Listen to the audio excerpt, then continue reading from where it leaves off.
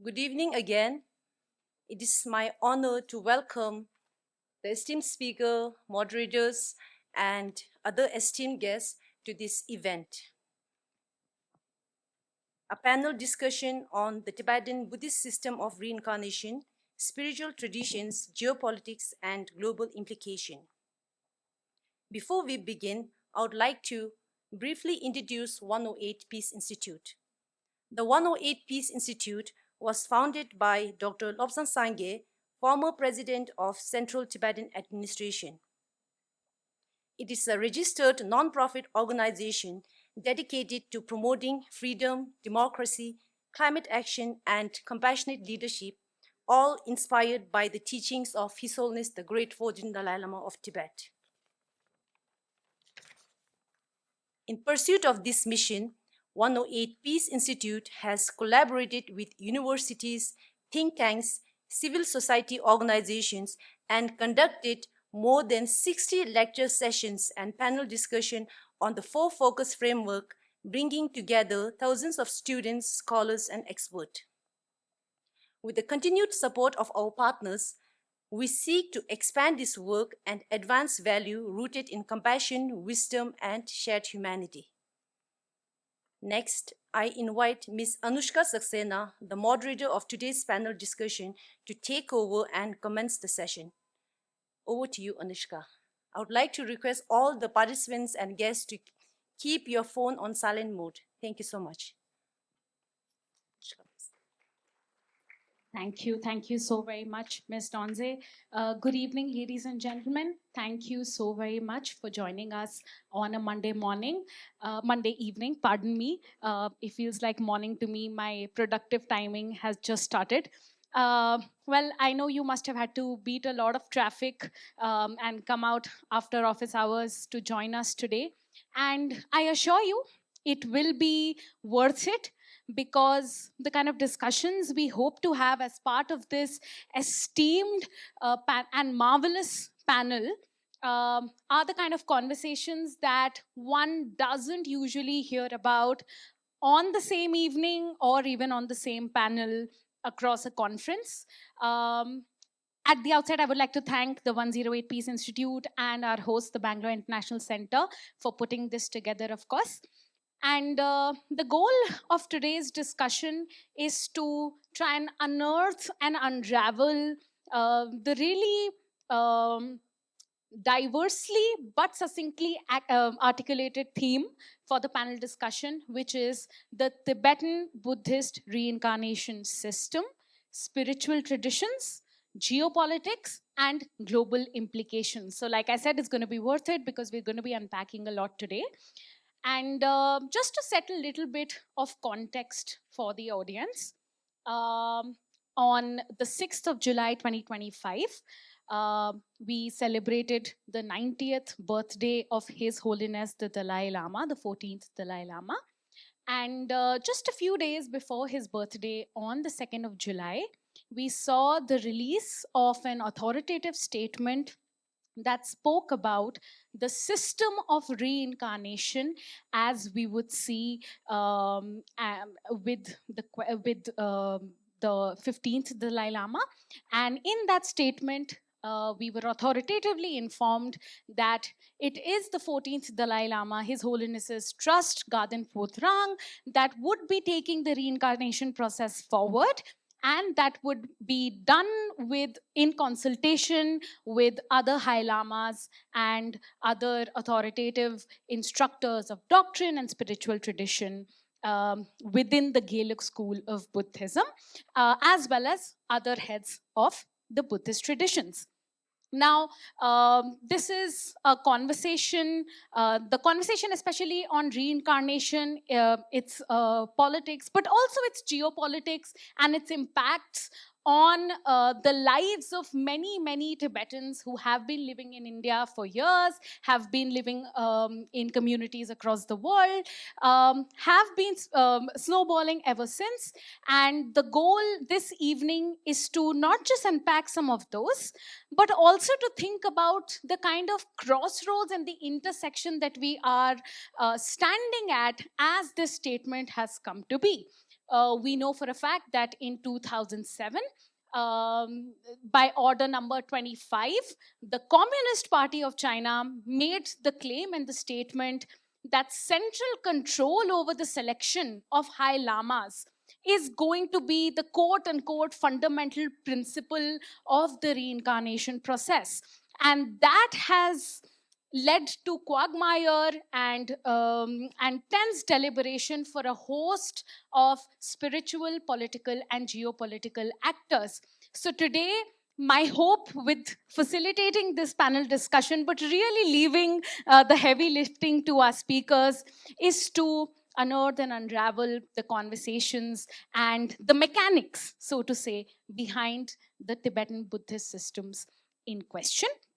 And to do that, I will and here you will please allow me a word on format. I will first hand over the floor to our esteemed speakers for 7 minutes for their opening remarks. I would first come to Geshe, followed by Dr. Lobsang Sangay, and then Nitin Pai. And post those remarks, we will have first a moderated Q&A, followed by an open Q&A with the audiences. Without further ado, please allow me to hand over the floor to the esteemed Geshe, who, as Ms. Donze mentioned, has for over 20 years been an educator. He has been instrumental in principalizing and foundationalizing the monastic teachings and the Tibetan Buddhist traditions as we've been following in India, but also all over the world. And without further ado, we look forward to hearing from you, Geshe, on your insights and understanding on the spiritual traditions in question. Over to you. Thank you very much. First of all, I would like to thank the 108 Peace Institution for organizing this event and inviting me to be a part of this program.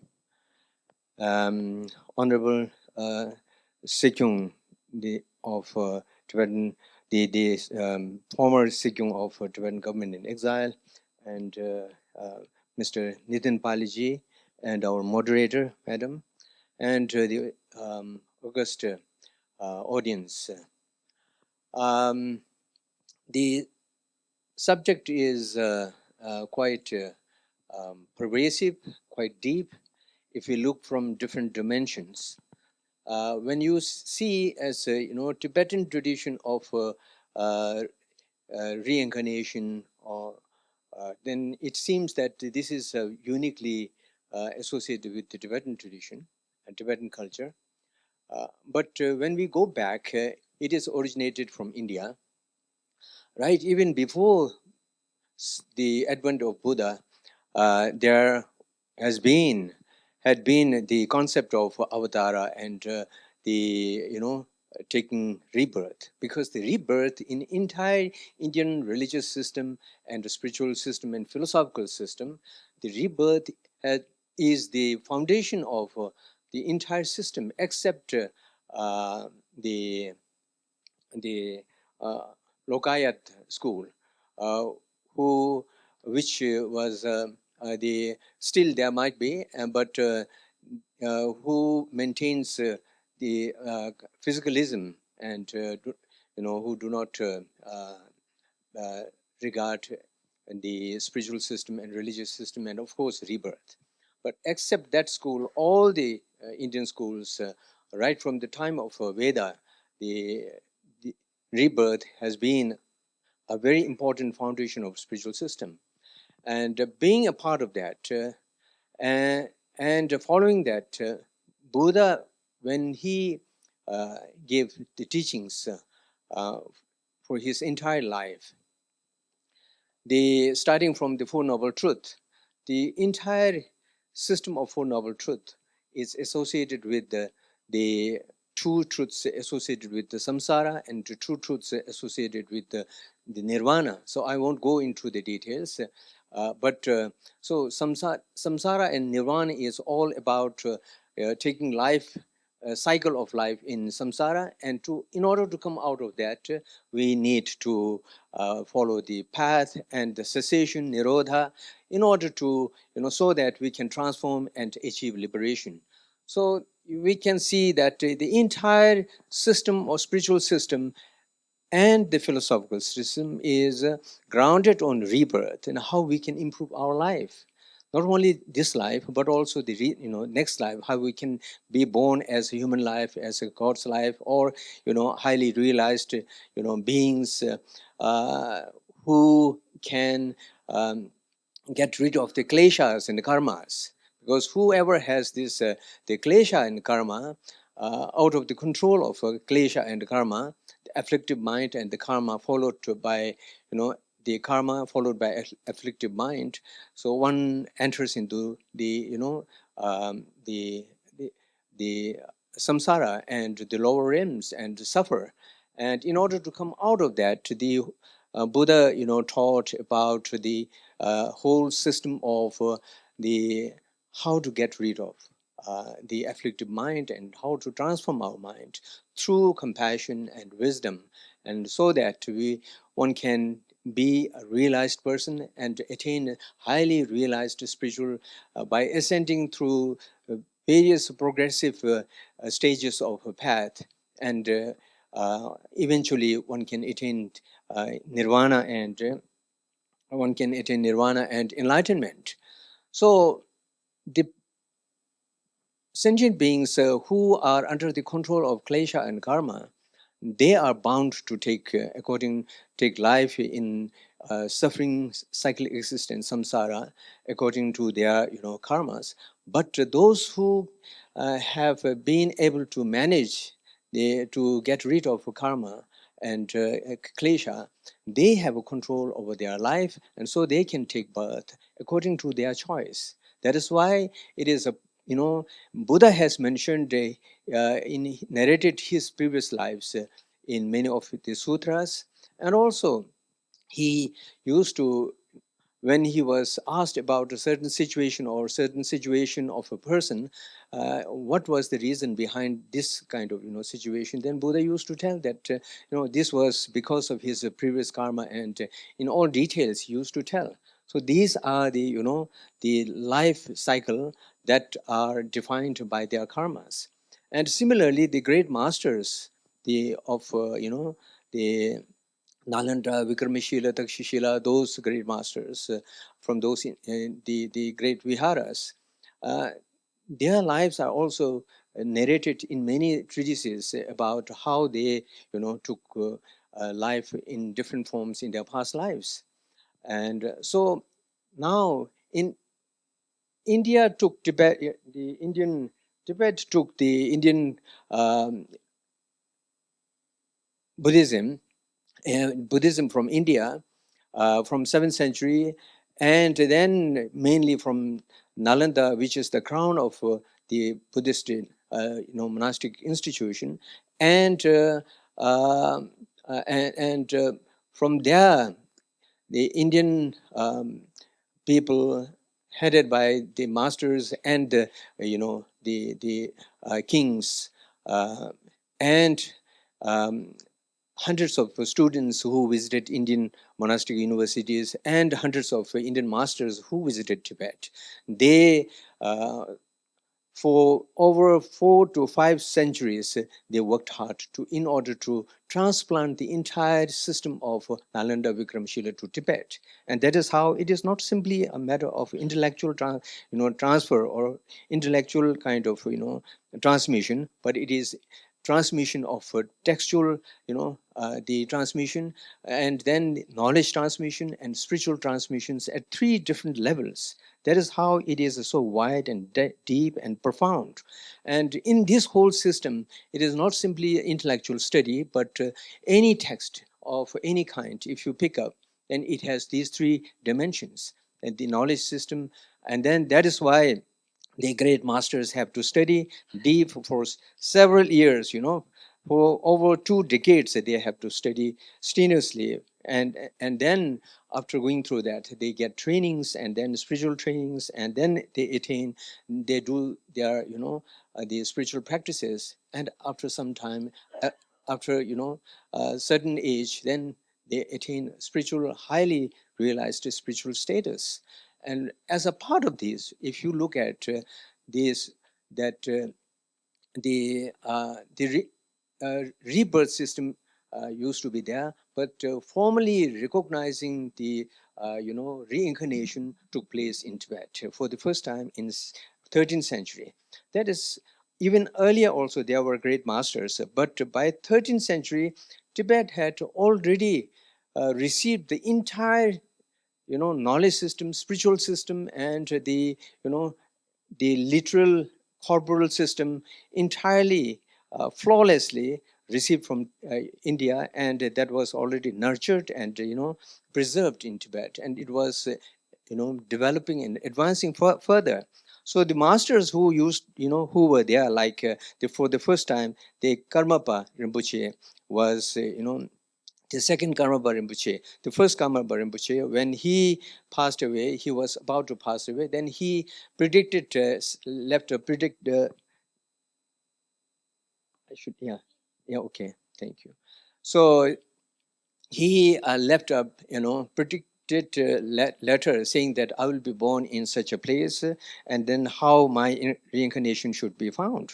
Because he was a great master, highly spiritually realized, and he benefited, so many sentient beings, not only individually but collectively, and then the Bodhi Dharma, and in many senses. So that is how he was the first, the great master who, after being born as the next, young, boy, who proclaimed that I am the Karmapa.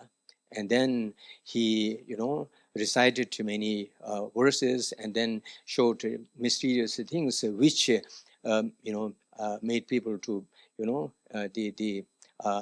and also it was validated by highly realized other, masters, and then he was, recognized as the second Karmapa. Similarly, the first Dalai Lama was also a very highly spiritual, spiritually realized person, and then he passed away at the age of 84, but there was no plan for reincarnation, the searching for reincarnation, but a boy was born in Sang province of Tibet, and who proclaimed that I am the, reincarnation of the Gendun Druk, the first Dalai Lama, the Gendun Druk. And then he spontaneously started to, expressing the, verses, and then reciting treatises at the age of 2 and 3. And that made everybody, surprised. And then it was again, validated by higher spiritually authorized being masters that he was really the reincarnation of the first Dalai Lama. And so he was enthroned in Tashilumbo. And so these kind of things happened. But as I said, the whole system came from India, the India in general, and particularly from the Nalanda, Vikramshila, and Takshashila. And then the present, His Holiness, the Dalai Lama, that the entire, the world regard him as the, the compassionate and the icon of compassion and, the wisdom. He is also a product of this very culture and this very knowledge system and this very spiritual system. That is how he is now recognized as the global icon who has benefited entire, at the global level, in education system, in made immense impact on science and ethics and morality and whatnot, let alone Tibetan cause and Tibetan culture and things like that, but has made a global impact. So these are that is why reincarnation in Tibetan tradition is not Tibetan as such, but why we call this why it is called as a Tibetan Buddhism is because the Buddhist tradition that we received from India, Nalanda, Vikramshila, Takshashila, they are well preserved only in Tibetan tradition. There is no other tradition in the world which has, which has all this complete, system. And that is why that, had Tibet not received the entire tradition, the entire rich and profound tradition of Nalanda Vikramshil must have been erased from the surface of the earth.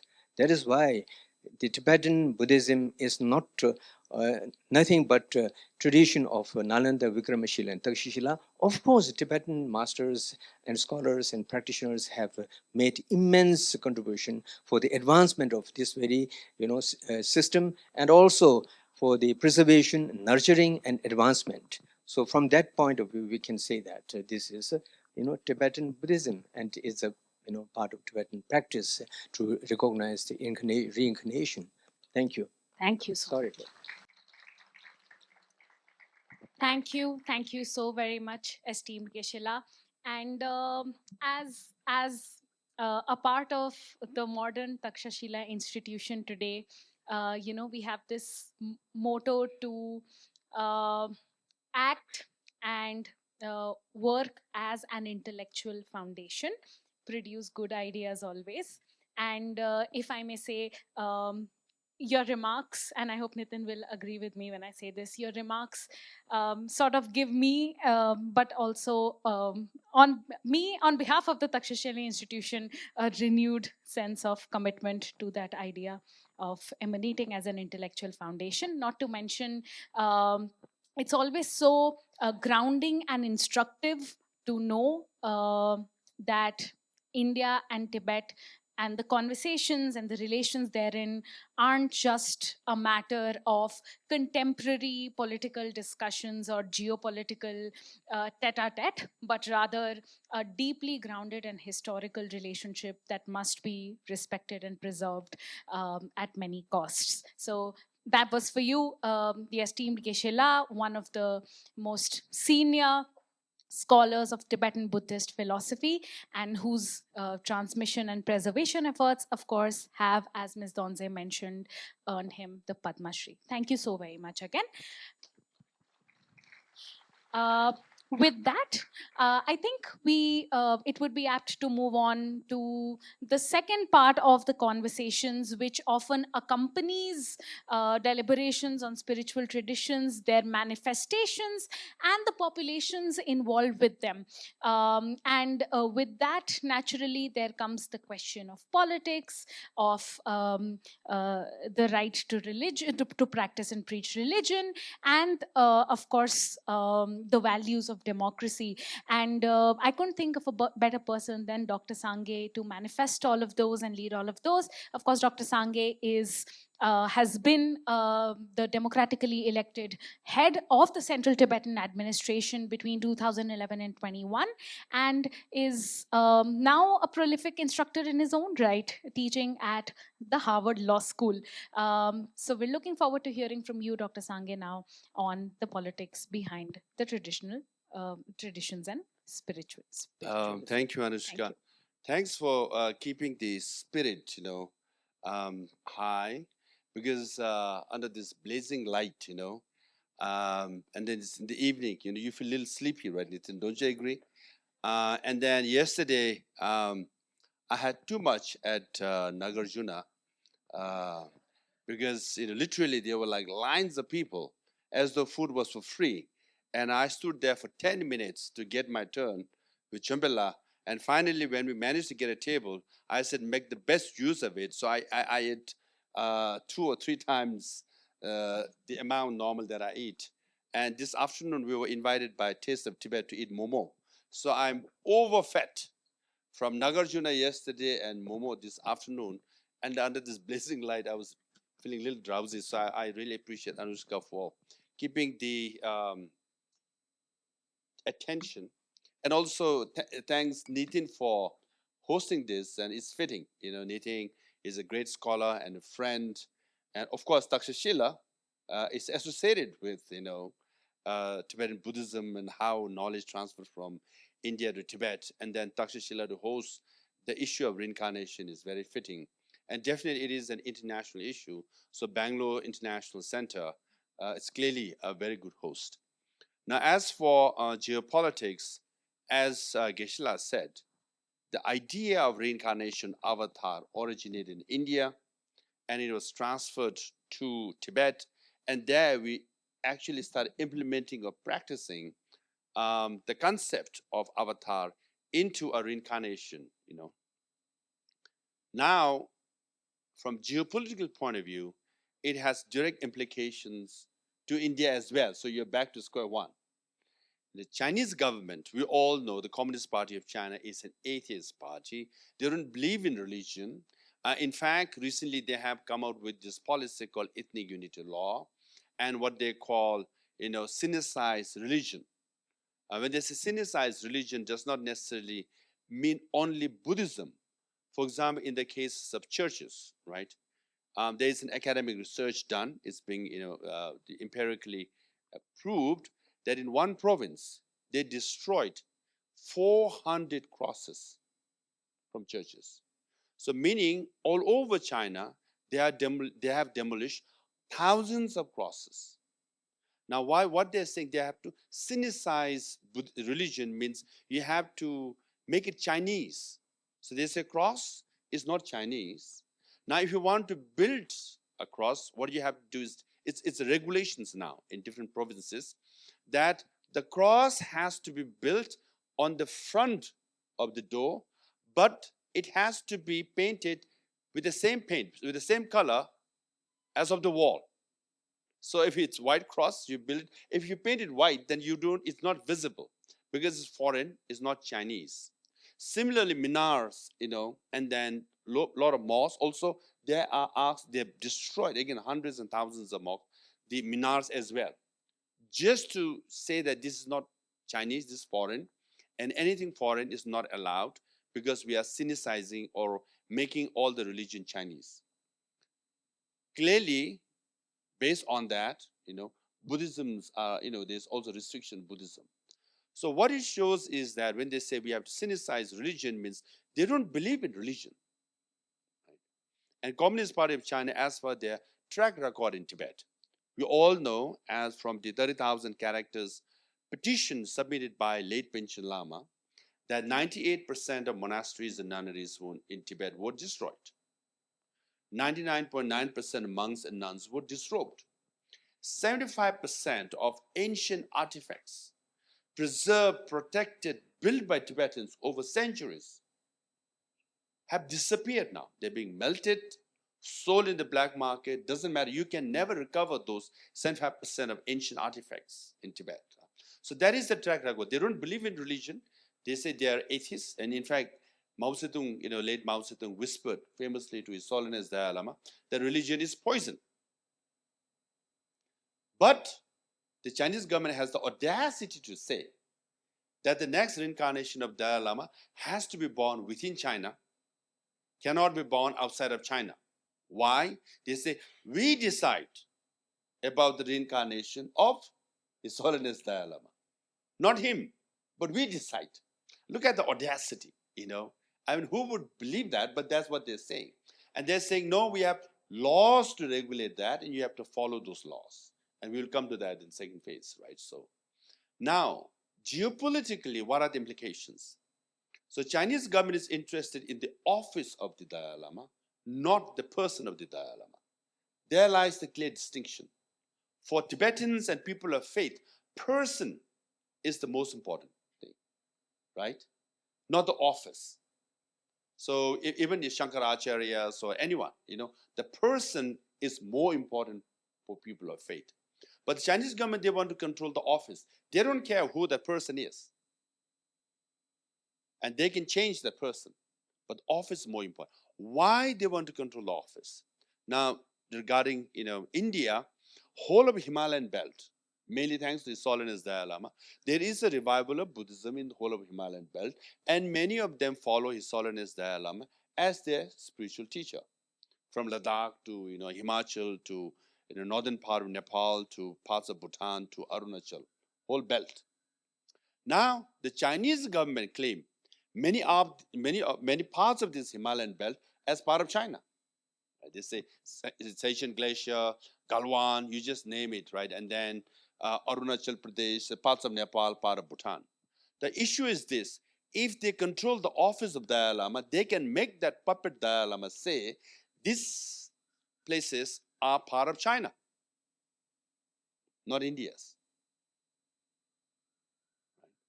So that's why there's a direct stake for India. You don't want someone claiming, in fact, I was just in Darjeeling in Kalimpong area also. Historically, at one time, Darjeeling was Dorjiling, part of India, part of Tibet, right? Kalimpong was Kapu, and Gangdo was Dejong, So historically, one could claim, China could claim, they are claiming, and they will have someone with the name of Dalai Lama, a puppet, a fake one, claiming that. So that's why, India cannot afford to have someone, claiming to be a spiritual leader and, saying all these parts of Himalayas are part of India. So that's why Indian government and Indian people make it very clear that now what can Indian government do? Indian government can simply say, for 5,000 years of Indian civilization, kings and the emperors don't interfere in spiritual matters. It's the followers, they select their Shankaracharyas and spiritual leaders, and then the kings and the emperor respect that. So we will continue this 5,000 years of tradition. Government will not interfere. No other government should interfere, including China. If India is courageous enough, we will welcome it. They should say that. If not, India can say, we are a host of Tibetans and the Dalai Lama for the last 75 years. And we have relationship with Dharamsala, with Ganden Porang, with Tibetan government exile. And we will continue that relationship and respect that tradition and continue to support it. Right? So that's, geopolitically, there is direct link to India's interest as well. Now, above Himalaya is Tibet. And what is Tibet? Now, it's a huge territory. We all know that. It's 2/3 of India. Territory is very big. But Tibet also has all these major rivers, Satluj and Indus, where sometimes, occasionally, India and Pakistan has a bit of a dispute or conflict over Satluj River and Indus rivers. But actually, both the rivers flow from Tibet. And Brahmaputra flow from Tibet to, Arunachal, to Assam and Bangladesh. And then the Mekong River, Salween and Irrawaddy River, lifeline for Southeast Asia, right? And then even for China, Yalu River and Yangtze River, all flow from Tibet. Now they want to control the office of Dalai Lama to say that these rivers belong to China and they can do what they want. And China has conveniently not shared the UN Convention on Water Sharing. So in a way, they are saying we are not obligated to share water with neighboring countries, including India. That's why they are building the biggest dam in the entire history, right on Brahmaputra, right at the bend. Now, the present Yangtze River has around 24,000 megawatts capacity. The one they are planning in Brahmaputra will be 60,000 megawatts. So with that kind of dam, now, this one dam, China has already built about 300 mid-level, mid-size and big dams all over Tibet. They're generating hydropower. For what? For their factories, for their manufacturing capacity. Now, increasingly for AI, because for AI you need data centers need energy, and hydropower is cheap in energy, cheap in Tibet. That's why they're building all these dams. Now, they want an office of Dalai Lama who would say, yes, China can do all these things without concern to environment and flow of rivers. Now, there is a direct relationship between, even scientists have said, more dams you build, more earthquake you will have. Because artificially you're holding water and it seeps through. And the whole of Himalayan belt in Tibet is earthquake prone zone, level 4 and level high, the highest. So that's why recently, you had, earthquake in Afghanistan and Pakistan and Nepal and Burma. These are not coincidence. These are all related. And the Sikkim, You just name it. All these earthquakes that is taking place in the last 10 years, major earthquakes, thousands are getting killed, directly related. That's why the environmentalists of this whole of Himalayan belt and South Asia and Southeast Asia should be raising issues and saying, this concerns us, right? And there lies, again, Chinese interest and dialogue. And Tibet is very rich in, I'll be very short, Tibet is very rich in critical minerals. 75% of lithium reserve of China is in Tibet. They are exporting lithium from all over the world, lithium reserve. And uranium, gold, there are 136 different kinds of critical minerals in Tibet, as per the Chinese government. Worth billions, I'm sure, even trillions of dollars worth of critical minerals. Now, up north of Tibet is Inner Mongolia, again rich in critical minerals. Inner Mongolia has 90% of China's rare earth. Up north of Inner Mongolia is Outer Mongolia or Independent Mongolia, again rich in critical minerals and other resources as well. And then up north of Mongolia is Burят and Tuba, two provinces, two republics of Russia, which are again Buddhist. They follow Dalai Lama as a spiritual leader. So you can clearly see the influence of His Holiness the Dalai Lama, all the way from Russia to Central Asia to Tibet to South Asia. So that's why the Chinese government is so interested to control the office of Dalai Lama, and they don't care about the person of Dalai Lama. For people of faith, it's the person of Dalai Lama is more important. On a final note, I just want to say this. For people of faith, I mean, we have to talk about the geopolitical implications of Dalai Lama, in the office of Dalai Lama. But for people of faith, whatever Chinese government does, it doesn't concern us. It's almost a joke when they select a puppet Dalai Lama and tout him as the real Dalai Lama. It's a joke. No one will believe that Dalai Lama. For people of faith, the person, one, facilitated by the Ganden Podang, will be the real one. And we will follow that. So there is a clear choice. There is no confusion among Tibetans. Who will be the real Dalai Lama, the 15th Dalai Lama? One chosen by the Ganden Podang. Because His Holiness Dalai Lama has authorized Ganden Podang to find his reincarnation.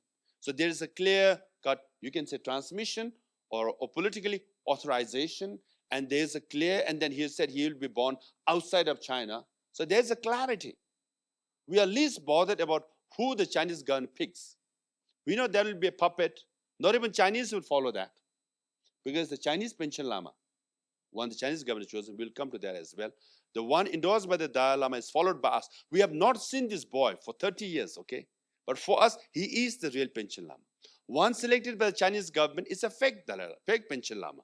We don't follow that. Now, recently I learned, even the Chinese in China don't follow Chinese Panchen Lama. They say, yeah, he's the official. ये तो सरकार का बाबू है. ये धर्म गुरु नहीं है. They don't even follow that. Now, who will follow? Malaysians, Singaporean, you just name it. Of course, far less in Europeans, American Buddhists will not follow the Panchen Lama. They are not following Chinese Panchen Lama. Similarly, they will not follow Dalai Lama, right? So we must make it very clear. For us, many people have asked me this, so I'm not worried what would Chinese government do. Yeah, we don't care. It's a fake one. But we have to educate Indians and people around the world. The fake one is coming. Duplicate to duplicate hota hai. Original to hamare paas honge. Hame utna wo nahi hai. But we have to educate. That's why, we have to share with people as to why it's important from geopolitical point of view. But spiritually, it is not that important. We know what we are going to do, and we will have the real Dalai Lama as authorized by this present Dalai Lama. Thank you.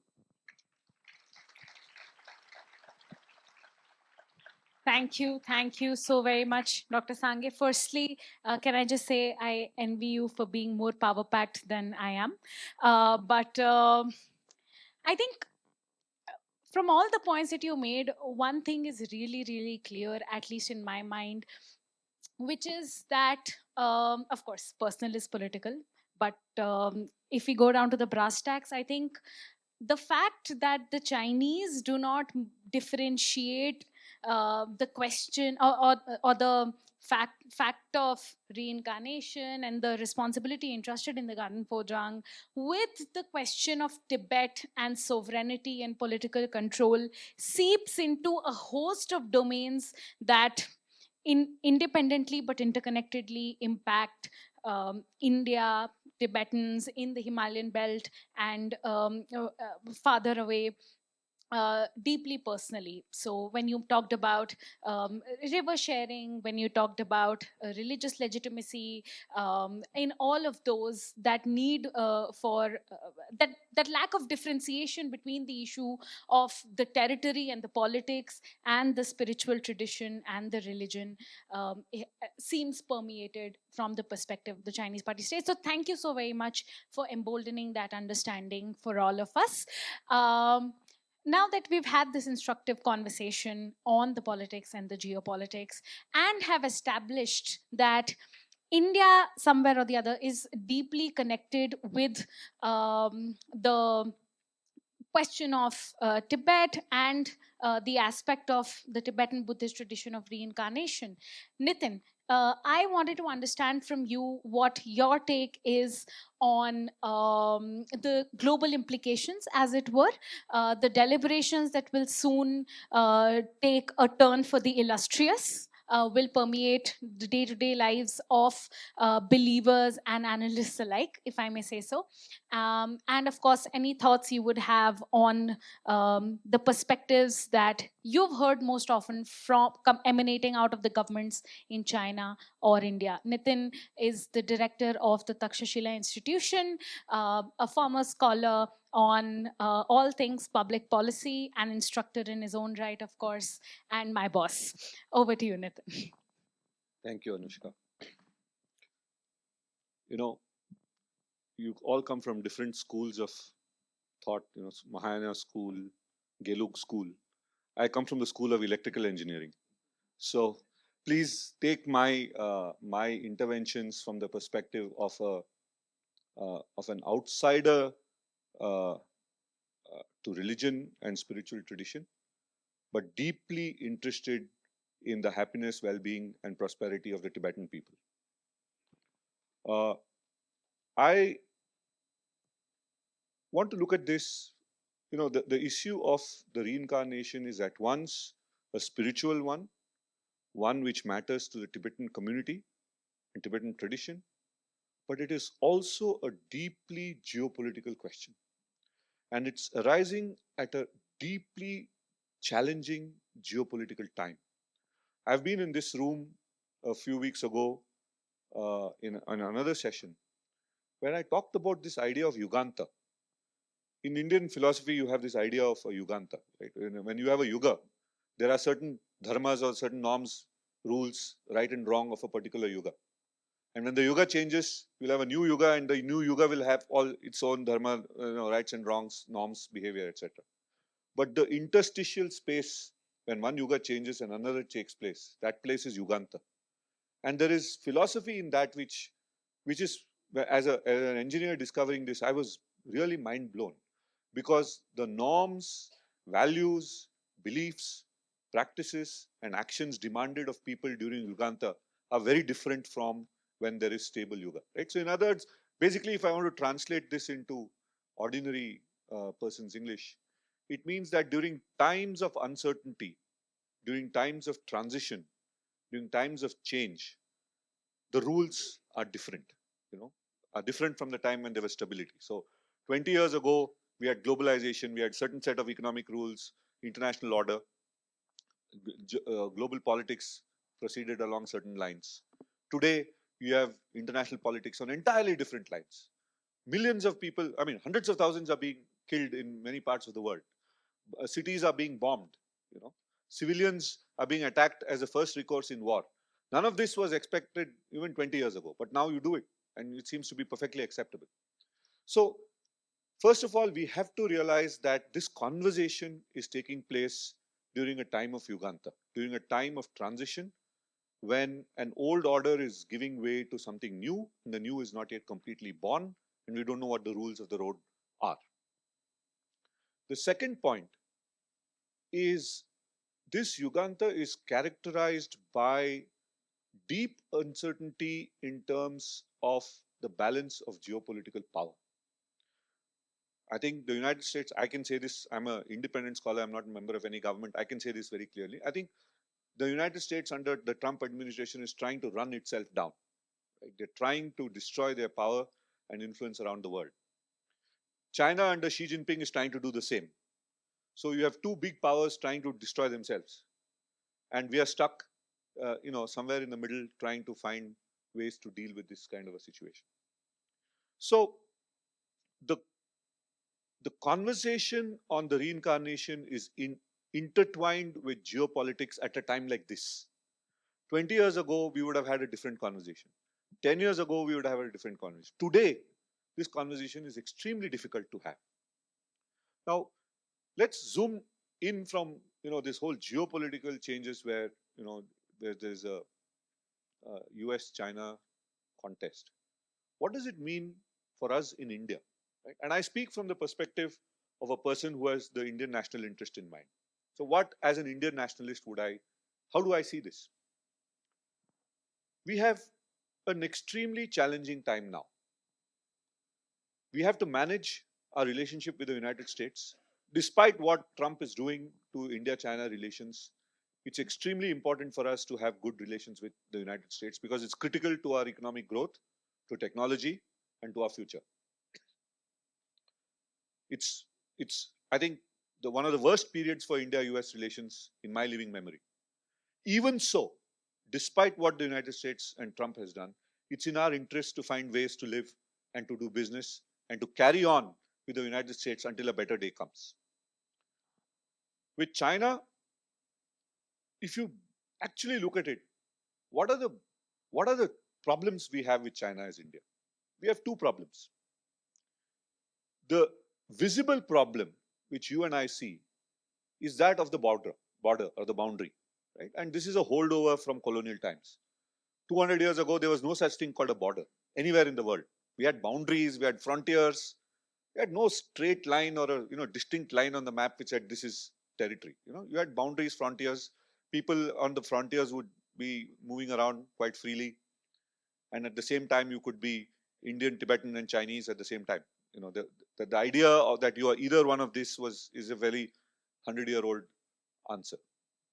So we do have a problem of how do you solve this boundary, because it's not just lines on barren hills in the Himalayas, but also populated areas like Arunachal and Ladakh and Sikkim and in the central, in some of the valleys in the central area. So boundaries are a problem, and I don't need to explain this to you. We see this in the news every day, that there is a challenge in respect to how do we come to an arrangement with China on how do we resolve the border issue.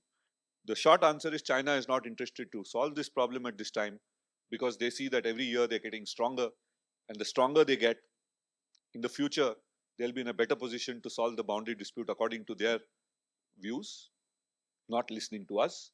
So the more they wait, the better it is for them. The second problem we have with China is bigger, and that is invisible. And that's got to do with what we call the Middle Kingdom mindset.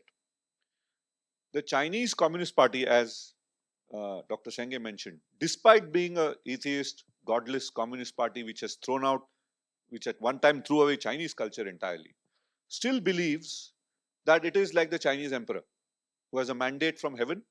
China is the Middle Kingdom, and all other people have to pay tribute to the Chinese emperor. There is no such thing. In fact, if you see the trade relations today, it's playing out exactly into the Middle Kingdom mindset. And China does not understand trade. What is trade? Trade is I have something, you have something, we exchange each other voluntarily. Right? That is trade. Free trade is when we do this voluntarily out of our own free will. The Chinese design of trade is that you go to the emperor and give him some tribute. And the emperor is happy with you and he gives you gifts in return. That is trade.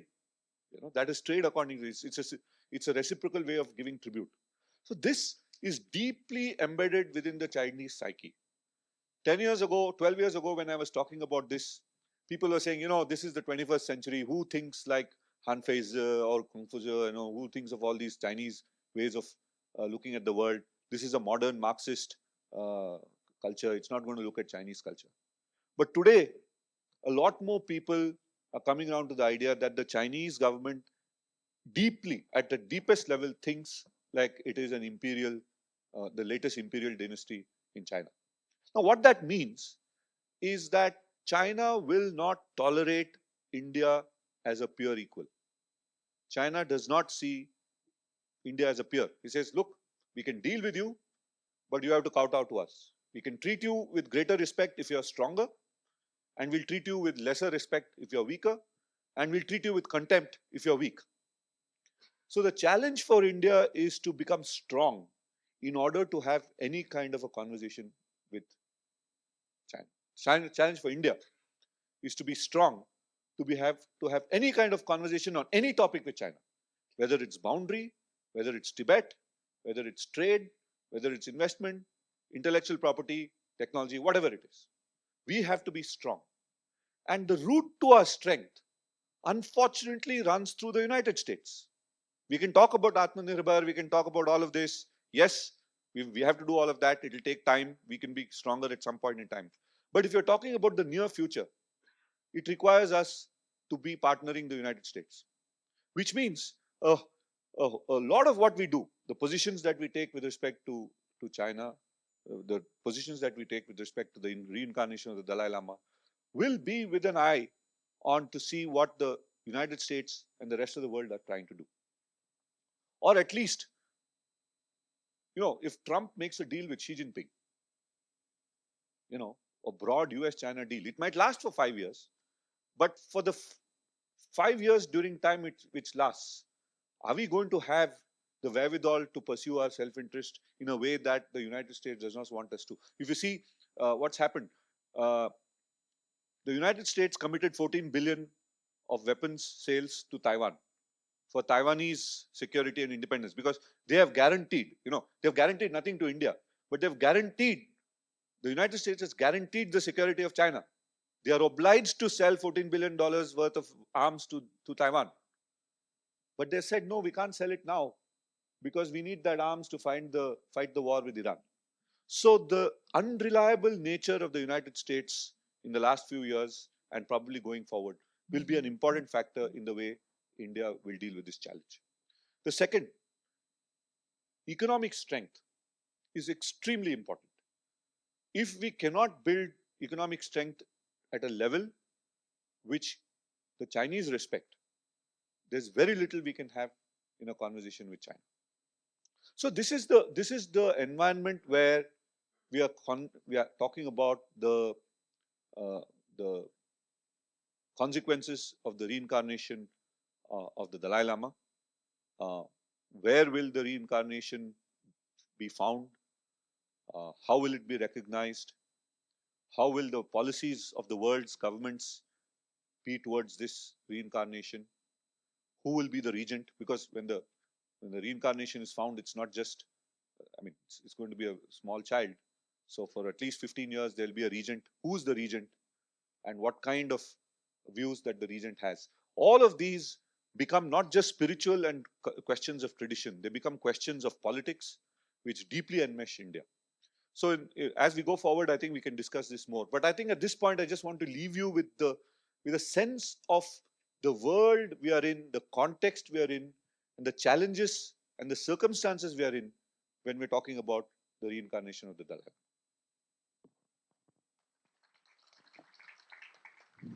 Thank you. Thank you so very much, Nitin.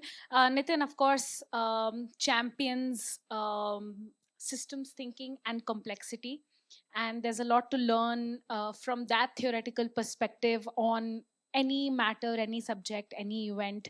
It's always multi-causal and implications are always multifaceted. And I think, Nitin, what you've really done is bring that out when it comes to the question of how India should think about the reincarnation process, the geopolitics vis-a-vis China, and then eventually, of course, respond with it, not through the prism of just one aspect, which pertains to, of course, taking a stance, making a statement, but also the longer term stressors that pertain to building ties with the US, pertain to building Atma Shakti, economic independence, and the likes. And when I say independence, I mean the independent ability to exercise economic power. So thank you so much once again to our esteemed panelists. A huge round of applause for the diverse and multifaceted insights we've had to hear from them. Now, if I may, please allow me to come back to my panelists with one round of questions. And in the meantime, I'd request the audiences to please keep your questions and comments rolling in your head. And once I have the panelists respond to mine, exercising the privilege of the moderator here, then I'll come to you for yours, and we'll do that a second time again. So just to bring the conversation back from the discussion, from the intense discussion on geopolitics and global implications, Keshela, if I can come to you again on aspects of spiritual tradition and faith. I think because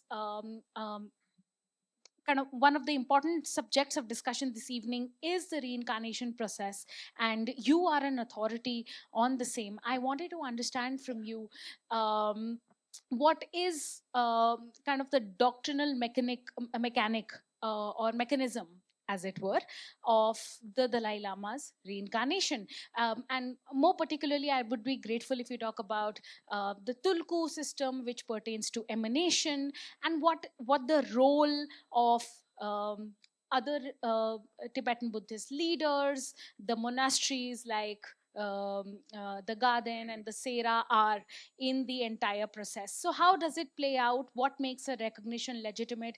And what is the role of the various stakeholders involved? Over to you.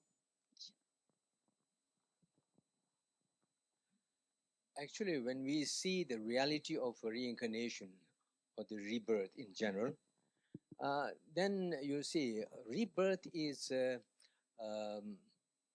totally spiritual and matter of uh, mind transmitting from one life to another life, and the quality of this transmission depends on the person's own spiritual practice and elevation of one's spiritual status.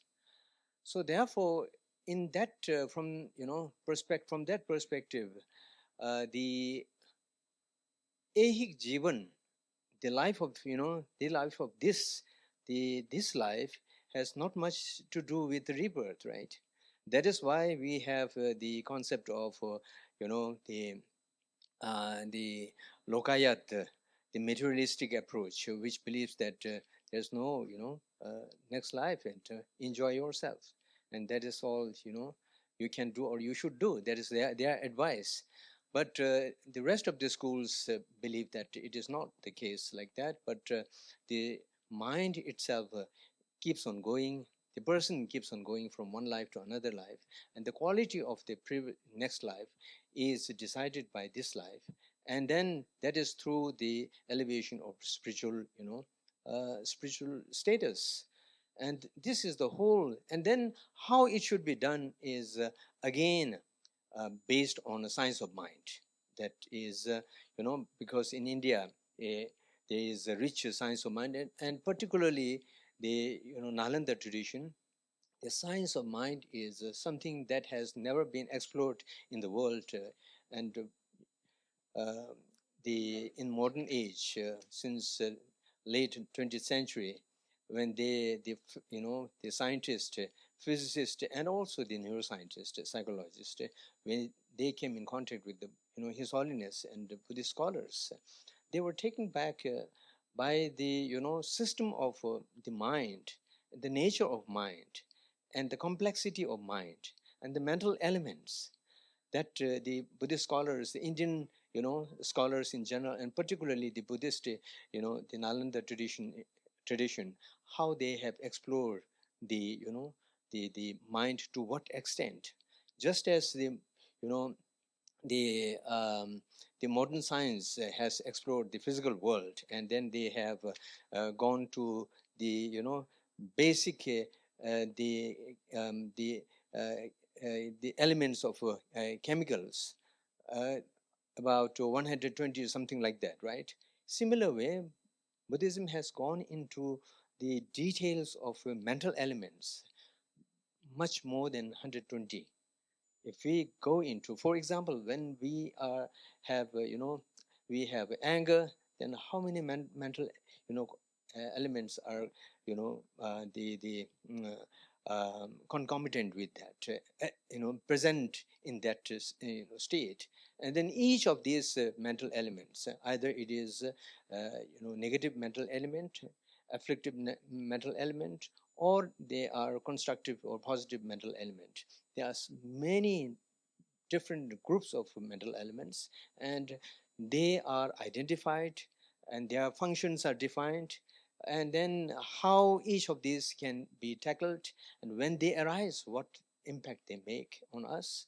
And the whole detailed account is found in, in the,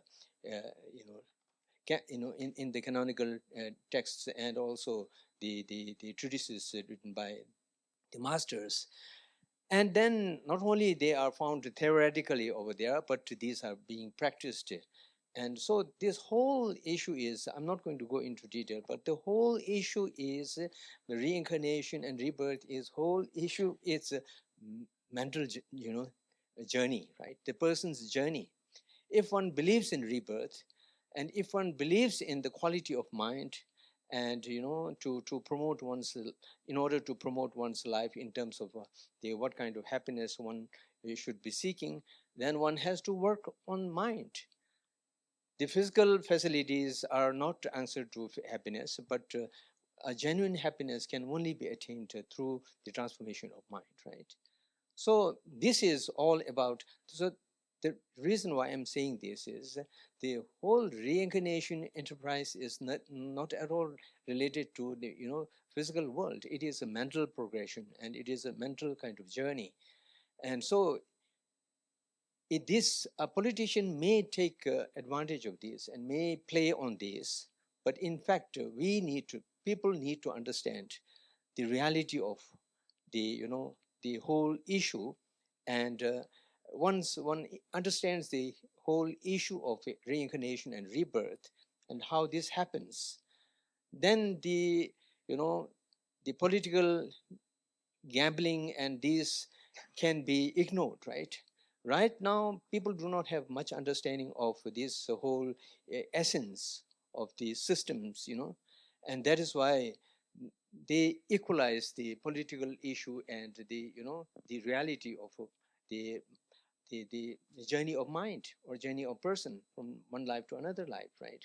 So therefore it is immensely important to understand what actually life is and how it passes from one life to another.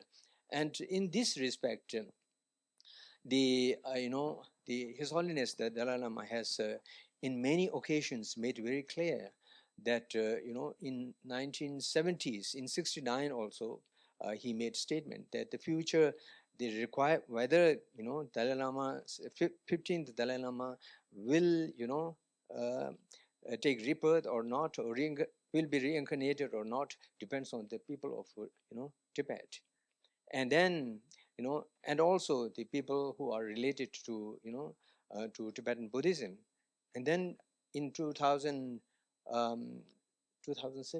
2011, yeah, 2011, again he made a very clear kind of announcement, statement that when he reaches at the age of equal to the first Dalai Lama, then he will take decision, and consulting the the the high lamas of the Tibetan traditions and other related people and associations.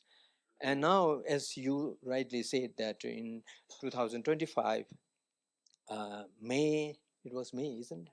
Yeah, May 27, 21st. May 21st, that he received letters. It is,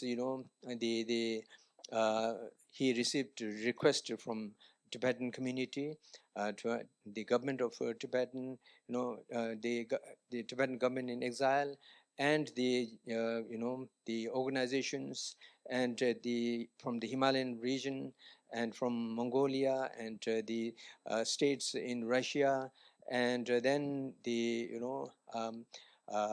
the many of the countries in Asia requesting him to to consider for the the uh, reincarnation of 15th Dalai Lama. And more importantly, he received many messages and letters from Tibetans within Tibet and the Chinese within mainland China, requesting in the same manner. So therefore, he has taken this decision that there will be the 15th Dalai Lama, and in order to make that happen properly, he has authorized the Ganden Potang, the Institute of Authorities of the Dalai Lama Institute, to to recognize it, following the traditional kind of the practice of receiving advices from the head lamas of the Tibetan traditions, and then seeking guidance from the protectors, the oracles and protectors, and the highly realized spiritual masters. Thank you so very much, Kishila. Thank you really for putting in perspective what exactly the developments of May to July 2025 mean. And I do concur with you, the personal investment in deeply spiritual questions, or the questions of the mind and its manifestations, are often lost on many of us, and we're all on our own journey in that sense of learning, but also understanding and deeply respecting other traditions. But I think I can also safely say that now more than ever before in history, um, at least when it comes to the spiritual questions and ideas of the Tibetan Buddhist system, we are seeing more and more an increasing awareness in India than ever before. And I'm taking the liberty to say that here, but of course, I'll come to the audiences for their thoughts on this. Dr. Sangay, if I may. Um, of course, having heard about the deeply spiritual angle, and the aspect of faith, which of course grounds the question of reincarnation, there is um, there is, to make things interesting, for the lack of a better phrase, a political angle as well, as we've clearly established in our discussion so far. And countries and governments, more often than not, do approach the issue of reincarnation, but also of Tibet and the politics therein, from that angle of interests and shared values and stakes and the likes, right? So you've been at the helm of affairs with the CTA for a long time, and you're a prolific writer now, and an educator on geopolitics, and you've also had a hand in articulating the American legal architecture on Tibet. So the Tibet Support Act of 2020 and the Resolve Tibet Act of 2024. So what has your experience been with how geopolitics plays out in these stakeholder consultations, as it were, where a diverse set of stakeholders meet, but where the perhaps the priority agenda are more about the politics and the geopolitics and less the spiritualism? Thank you for the question. As Nitin mentioned, the volatile nature of geopolitics and U.S.-China and U.S.-India's relationship, how U.S. acts or reacts to the situation might influence, might have influence in India as well as in China. And then you rightly pointed out, it was during the peak of COVID, we tabled the resolution or the act, the Tibetan Policy Support Act, in 2018. But in 2 years, and during COVID, I think it was like, I think October, November, December of 2020, at the peak of COVID, when US was number one, India was number two, I changed 30 airports, 2 times to go to the US to lobby to pass a law. It was Democrat-controlled House and Republican-controlled Senate. It could not be more divided. And President Trump was the president, at that time. We lobbied and we managed to pass the law. And then in that law, in fact, the main chapter, the longest chapter, is on reincarnation. So the America has clearly said now that it is for His Holiness Dalai Lama and his office and his followers to decide who his reincarnation will be. And no government official of China should interfere. If anyone interferes, will be sanctioned. And at that time, Senator Rubio, now he's the National Security Advisor and Secretary of State who is visiting India now, he was one of the co-sponsors of the bill. Right? So it's a law in America to support the reincarnation of Dalai Lama as decided by His Holiness Dalai Lama and his followers. And any Chinese official who interferes will be sanctioned. So now, if you're looking for a clue from America, there is a law, and India could pass a similar law if it chooses to.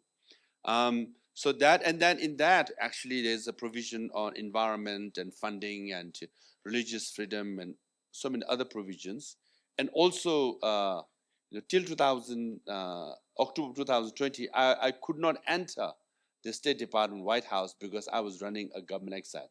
In that law, I managed to put my office, Sikyong is the president of Central Tibetan Administration, and CTA reflects and represents the Tibetan diaspora. So in that law, my office and Tibetan government exile is fully acknowledged as well. So that's why, and then I managed to enter the State Department in October of 2020, and in December I managed to enter the White House. Now my successor can enter the State Department because it's a law. Now, if any foreign aid that comes from America clearly says Central Tibet Administration or the Tibetan government exile, reflects and represents Tibet as a diaspora. So there is an acknowledgement and there's a direct relationship and all that. So I hope Europe and other countries will follow that. Now, another point I want to make also what Geshe said here, who is an expert in Buddhism. The idea of reincarnation is, again, it's the consciousness, it's the mind, transfer of mind, right? So the issue is who decides and who chooses. Clearly, we are talking about His Holiness Dalai Lama's conscience, and he chooses to transfer to whoever he wants to. Now, Chinese government says, no, you have no right, but we will decide, Now, perhaps accept that as a dispute, perhaps, because it's more subjective. But there is an objective analysis, again, Geshe has pointed out, which is for reincarnation to come back or teacher to come back, it has to be the decision of the followers who want the teacher to come back. If the followers don't want the teacher to come back, the teacher cannot come back because they will not search for that teacher.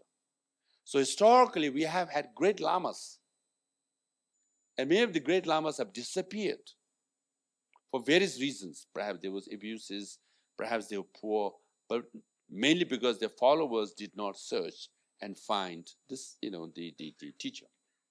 So in this case, in the latest statement by His Holiness in June, and now he released in July, the third provision is the most important. Followers from Himalayan region, followers from Southeast Asia, followers from inside Tibet, in China, Mongolia, obviously Tibetans in exile, America, all over the world.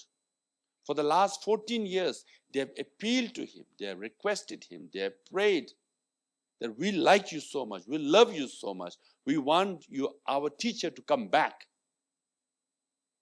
So based on that, His Holiness Dalai Lama decides that if my followers want me to come back, then I will come back.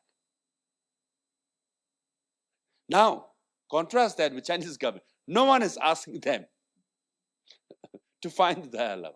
Not even a single person, okay? Now they say, no one is asking us, but we are going to do it anyways, right? So, you can see the ridiculousness of Chinese approach, right? So now the followers has asked him.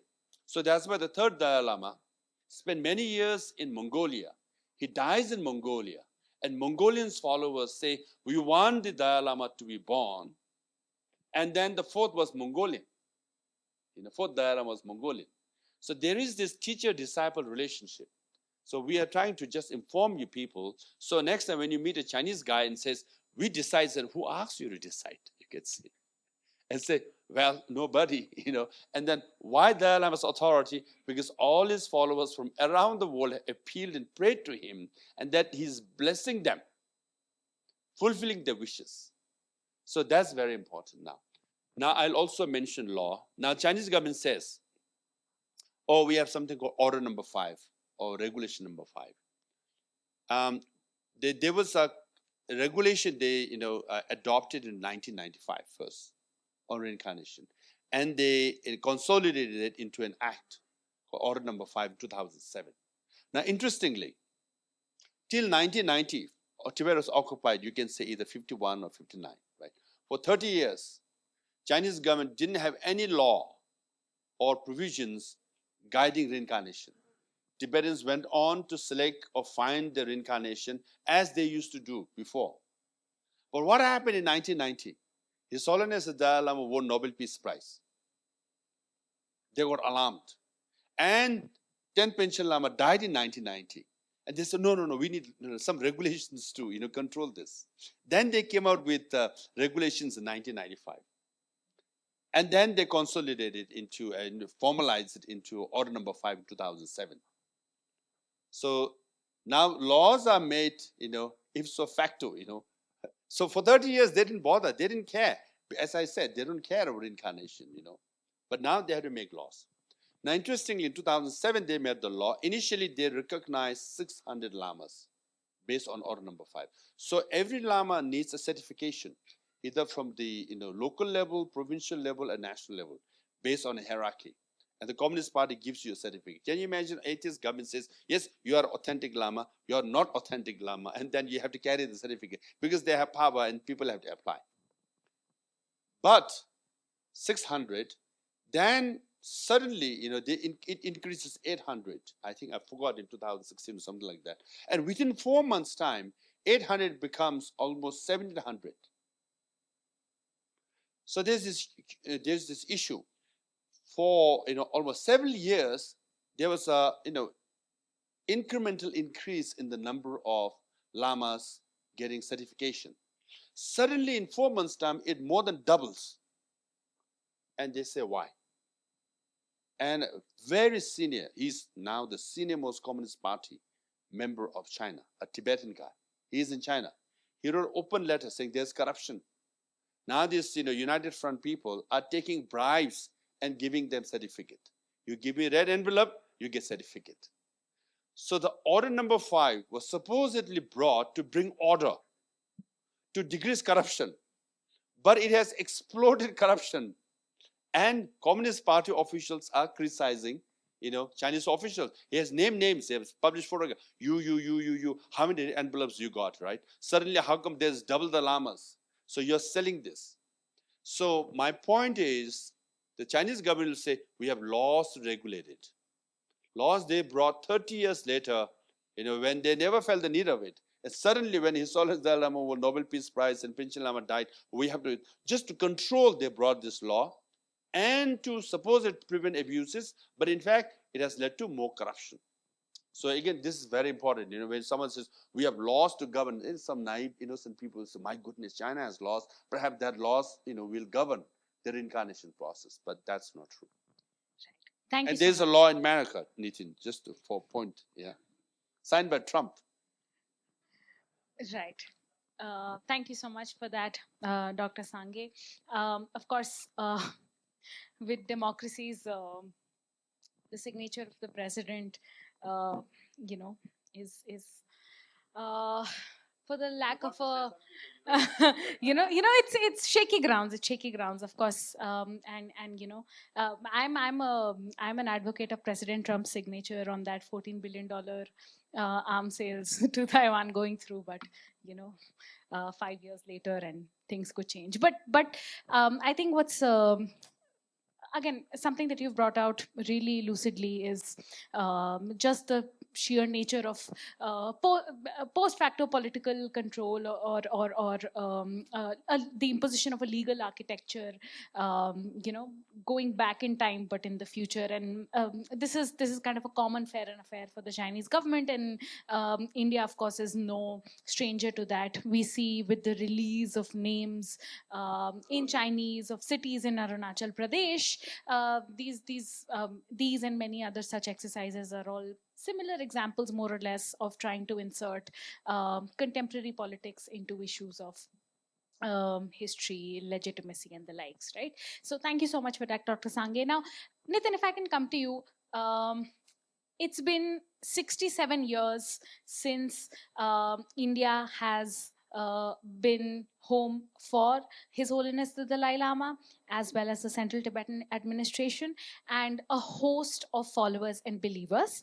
And in this period from 59 to now, we've seen the Indian government adopt a policy that is a mix of hospitality, some bits of soft power thrown in there, but also some degree of restraint and rearticulation. So you mentioned that the goal is for us to think in Indian national interest.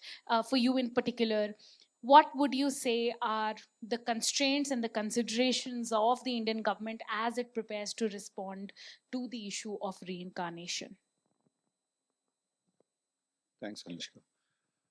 You know, taking from what Geshe just said, India has not been a host to the Tibetan community for 67 years. It's probably for 1,000 years or more. So in that sense, India will continue to remain a home in various ways for Tibetan religion, Tibetan society, and for lots of Tibetan people. And I think we've now reached a point where Tibetans don't feel foreign to us. Tibetans are us, and we are Tibetans. So from the food to culture and everything else. Now, let me just answer what you said give you two answers. These are very difficult answers, but I'll try to be as truthful and honest as possible.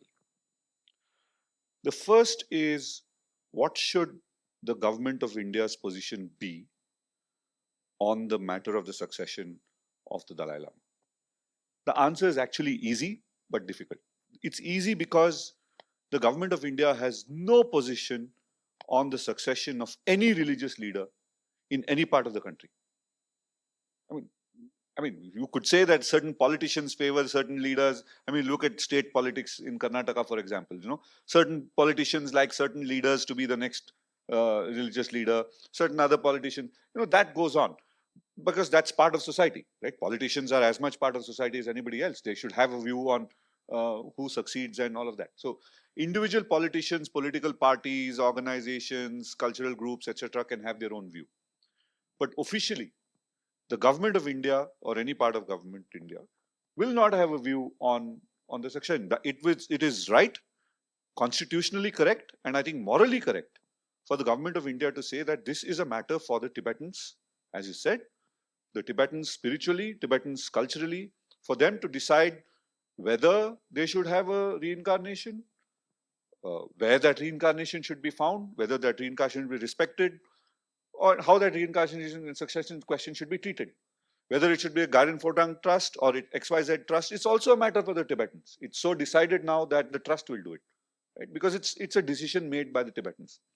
So in a normal course, it would have been an extremely open and shut case for the government to say. It's unlike the Chinese Communist Party, who gives you a seal of approval for whether you are a reincarnation. The government of India has no view on that matter, right? And that's the beauty of this country, right? You could be, I could go out tomorrow and claim to be a reincarnation of somebody, and if all of you, yeah, or a Takshashila scholar, if all of people accept it, it's fine, right? Otherwise, it's not fine. So it's exactly what you said. It's all in the minds and the faith and the beliefs of the followers and the community, which decides who's the communist, who's the Dalai Lama. The challenge comes from the choice of the individual and the response of the Chinese government. If that individual is, if the successor, the reincarnation is found in India, and the Chinese government starts coercing the government of India to say that, look, you can't entertain this person, you can't, you know. So the government of India can still recognize this person, but then it's open to coercion by the Chinese Communist Party in various ways. It could be military pressure, it could be economic pressure, it could be technological pressure, it could be a whole lot of things, which will then try and, you know, and of course on the border issue or on the on Arunachal, there could be issues which the political party or the leader in the prime minister and the leader at that time will have to contend with, and that's not going to be an easy thing.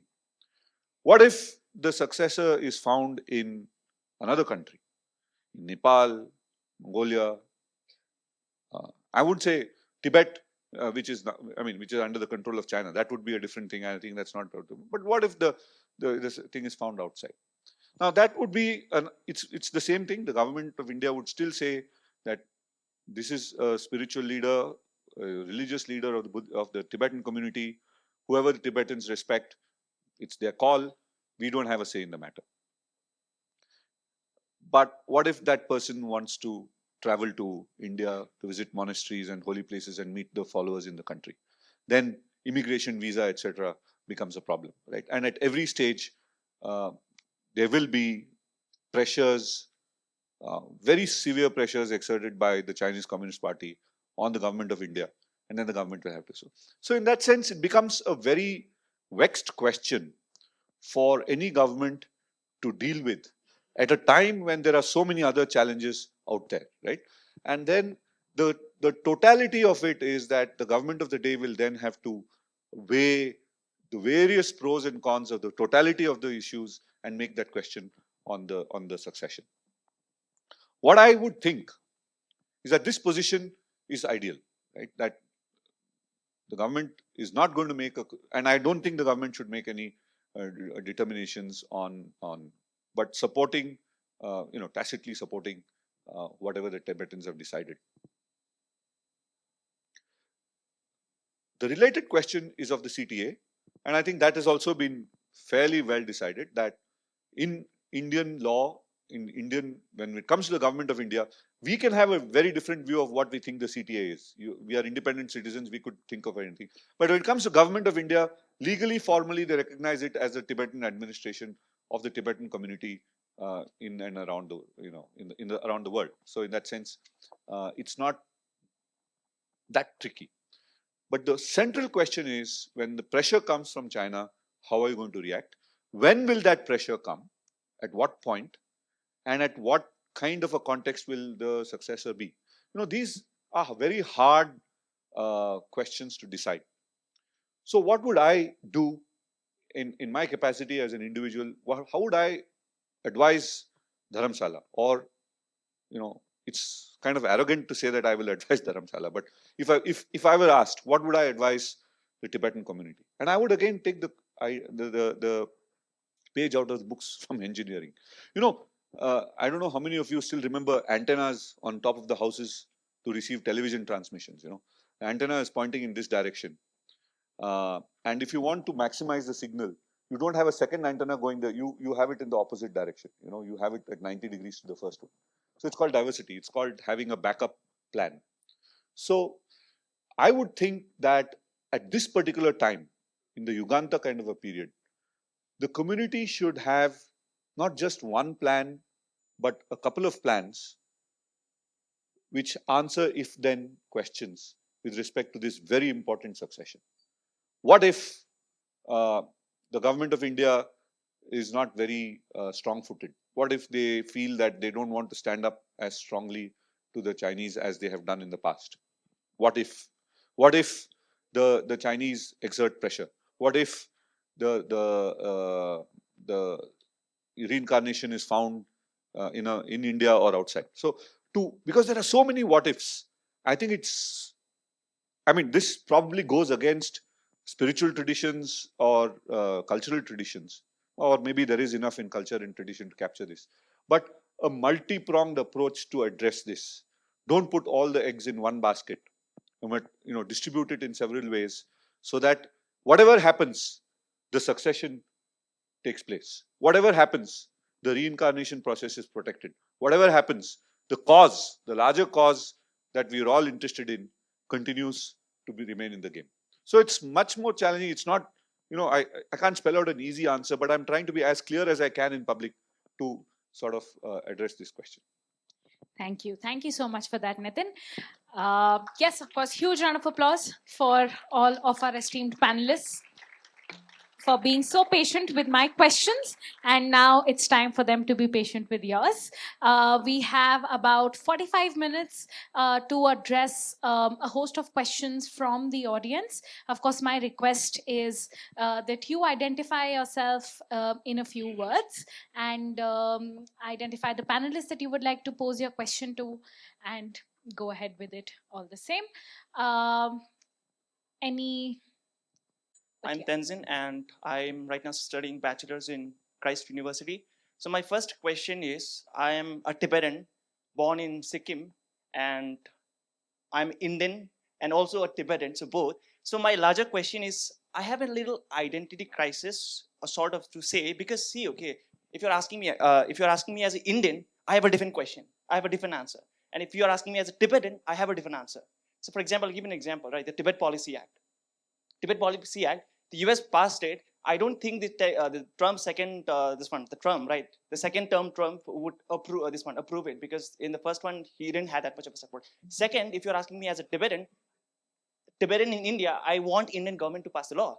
But as an Indian, would I want that to pass? I don't think so. Because what I think is that right now, India as an economy, right? They just have to keep your head down and then grow as an economy, right? Don't interfere in any other country. So right now, if we do interfere in the Chinese or any of the China territory and all those things, right? We will, because right now we are not in a position to dictate the terms, right? They are, because of the supply chain and all, right? We are not in a position. So first, I think as a country, if you are speaking me as a Tibetan, then I do want the law to pass. But second, if you're asking me as an Indian, I don't want it to be passed. This is a simple example, right? And second question is, I have okay. three questions. Wow. I'll be Tenzin, hold on. Just all right. Yeah, okay, the second question okay, only. Second question is, right now, I've read a book of this one, Galotunduk, that is the elder brother of His Holiness, and he said that during 1960, am I audible? Audible, right? Okay, 1960s, he says that in a book, Noodle Makers of the Kalimpong, he says that 1960s, there was a help from the CIA to, in the Tibetan freedom movement, right? He says that after, looking back and all, he would not make the same decision because there were a larger interest from the CIA, right?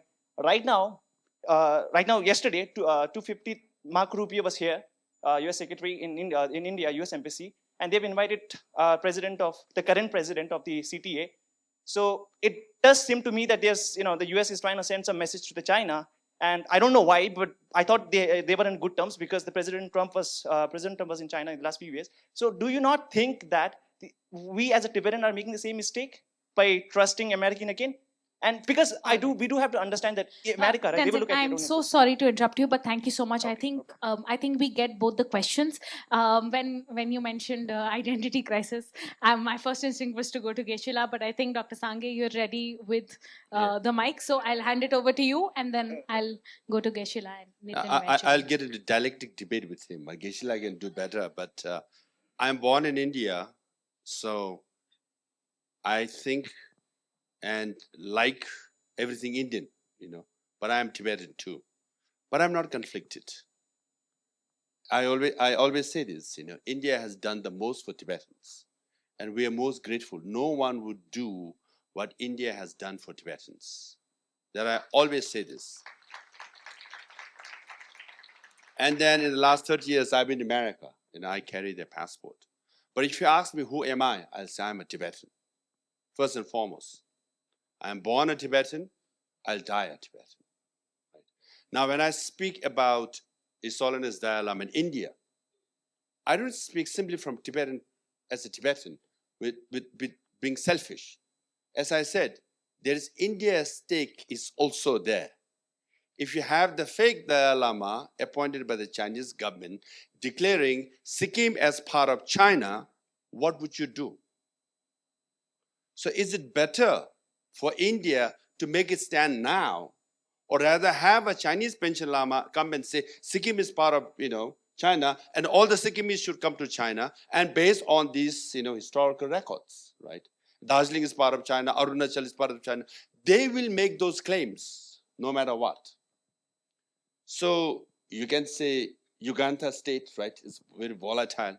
But I would say from 1950s India to 2026 India is much, much stronger.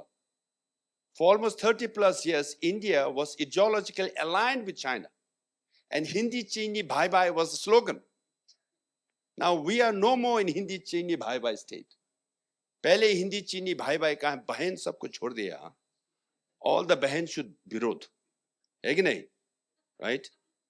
Anyway, the word Hindi चीनी भाई भाई कैसे भाई भाई हो सकता है?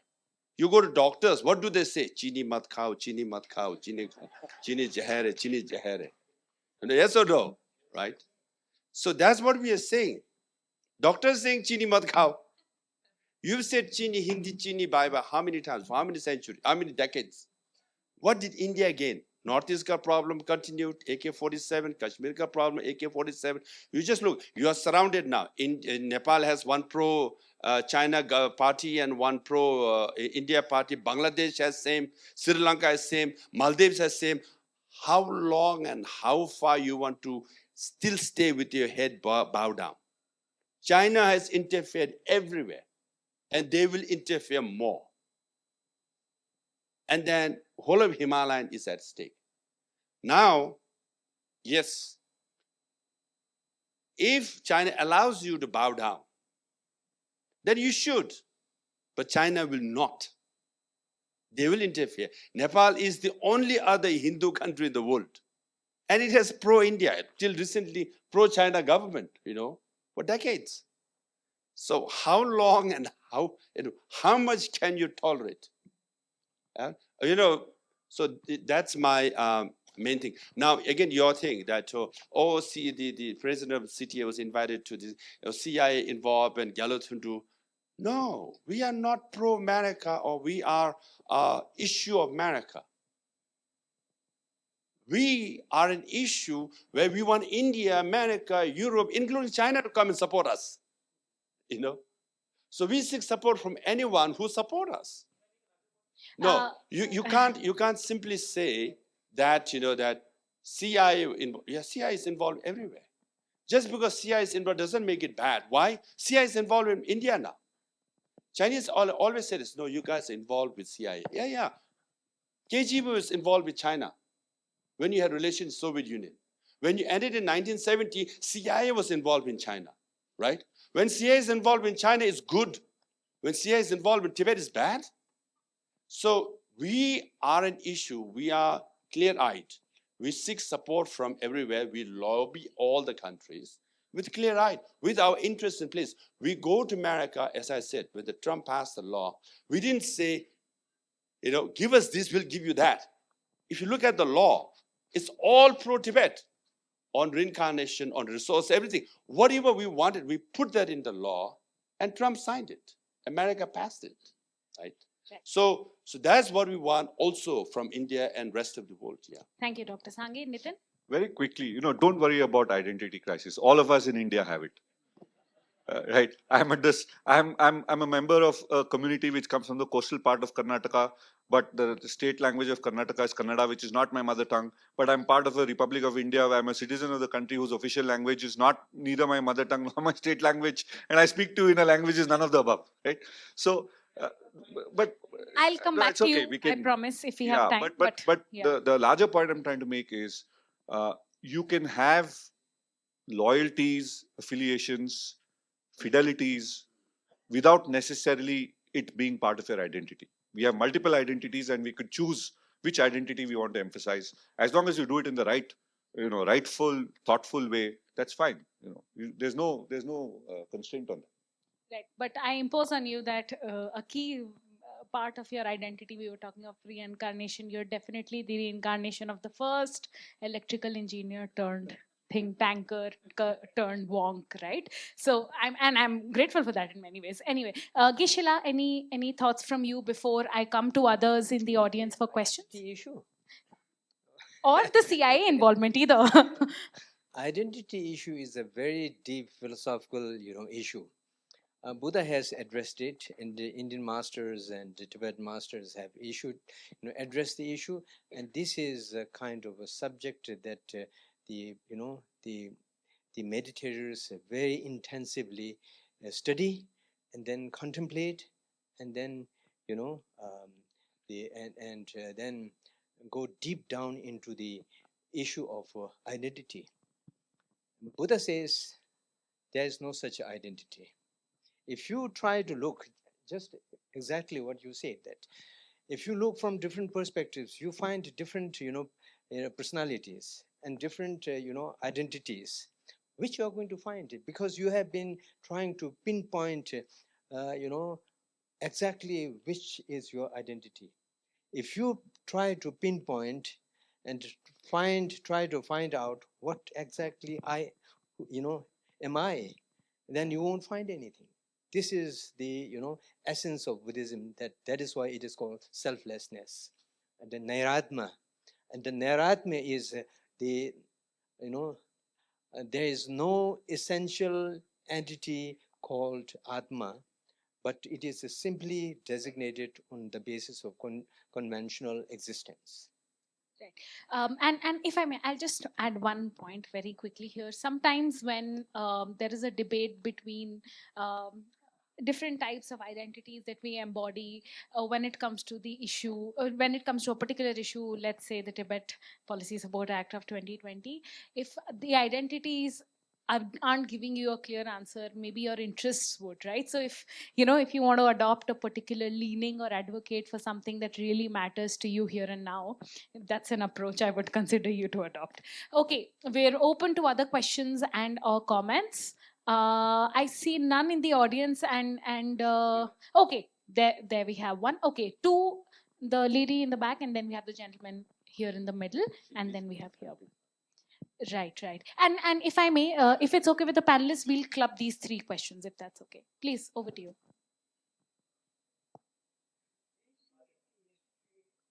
No, please continue. Please go ahead. Yeah. First, yes, Takshashila. So my name is Tenzing. I'm also another Tenzing, but my name is Tenzing Sonam, and I'm from Darjeeling, same as Dr. Lobsang Sangay here. So my question is directed towards Dr. Lobsang Sangay himself. So me as a younger Tibetans, and there are a lot of us here, I believe, present today. So my question is, as a younger Tibetan who's trying to engage more with global politics and modern education, and even the diverse worldviews, many of us are also navigating questions of identity and continuity, like he said again. You mentioned that for us Tibetans, it is the person, His Holiness the Dalai Lama, that is more important, and not merely the institution or the office that is there, which holds a deep meaning to us. But in the future, where political narratives and state interest may increasingly shape our public perception, how do you think a younger Tibetan can preserve that spiritual and emotional connection while also still adapting to the modern global realities? Thank you so much for that. First, the gentleman here in the middle on the left side. Sir, could you raise your hand for the yeah. Yeah. Hello. We read in the history, Lord Buddha and Mahavira is a Jaina tradition. They were contemporaries, about some 40-50 years difference. Both were born in Bihar. Both were born in India. And they believe in the reincarnation. Talking about the reincarnation, what is the reincarnate? All the human beings, they reincarnate, and they believe all we reincarnate in different form, depending upon our karma or doing. We may be born as a human beings or animals or birds or anything. Coming back to the Lord Buddha's system, when Buddha, it seems, when he was in bedridden, he was in disease. It seems he wanted to die, but his advisors advised him. His life is very precise life. He should not die. He has to serve the society. So therefore they administer the medicine so that he will recover from the disease. Otherwise he would have perhaps died. What I feel, Buddha should not have taken that medicine. Buddha is born and he has to die. How many years? So he should not have taken, if history is true, he should not have taken medicine. He should not have mentioned, I admit to live longer. Because his service is not only, the body is not depending only on Buddha. Thank you, thank you. Is there a question? No? Okay, that's an What intervention. clarification? Okay, that's an intervention, and we'll hand it over to Geshe. Geshe. Just a final question here from the gentleman in the front. I'll come back to you in a bit, sir. Thank you. Good evening, distinguished panelists. Myself, Niranjan from Bengaluru. So, already we have two Panchan Lamas. One is we recognized, we don't know the whereabouts. Another is made in China. And I'm sure there will be a 15th is known as Dalai Lama, again made in China. And we have already two 17th Karmapas. One is recognized by His Holiness, another one from Shamari Rinpoche. We are not ready for another Karmapa, which is again made in China. I want to know if there is any effort made by CTA to bring back 17th Karmapa back to India. Thank you, Dr. Sangay. Okay, there's in a related identity, issue. Gentleman here also asks, what is reincarnation? It's based on karma and things like that.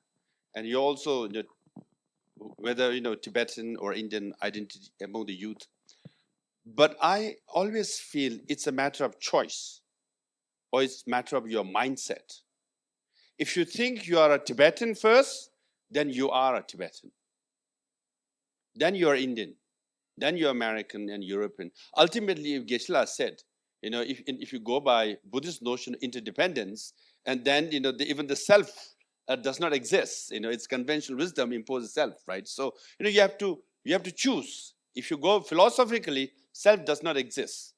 Everything is impermanent. Now, who you are is your mindset. If you think I'm Tibetan, I'm a Tibetan. But having said that, sometimes in America and Europe, right? I am more Indian than Indians, literally. When I said namaste, they were like, why are you saying namaste to me? I said, you look like Indian. Why do you think I look like Indian? They scold you.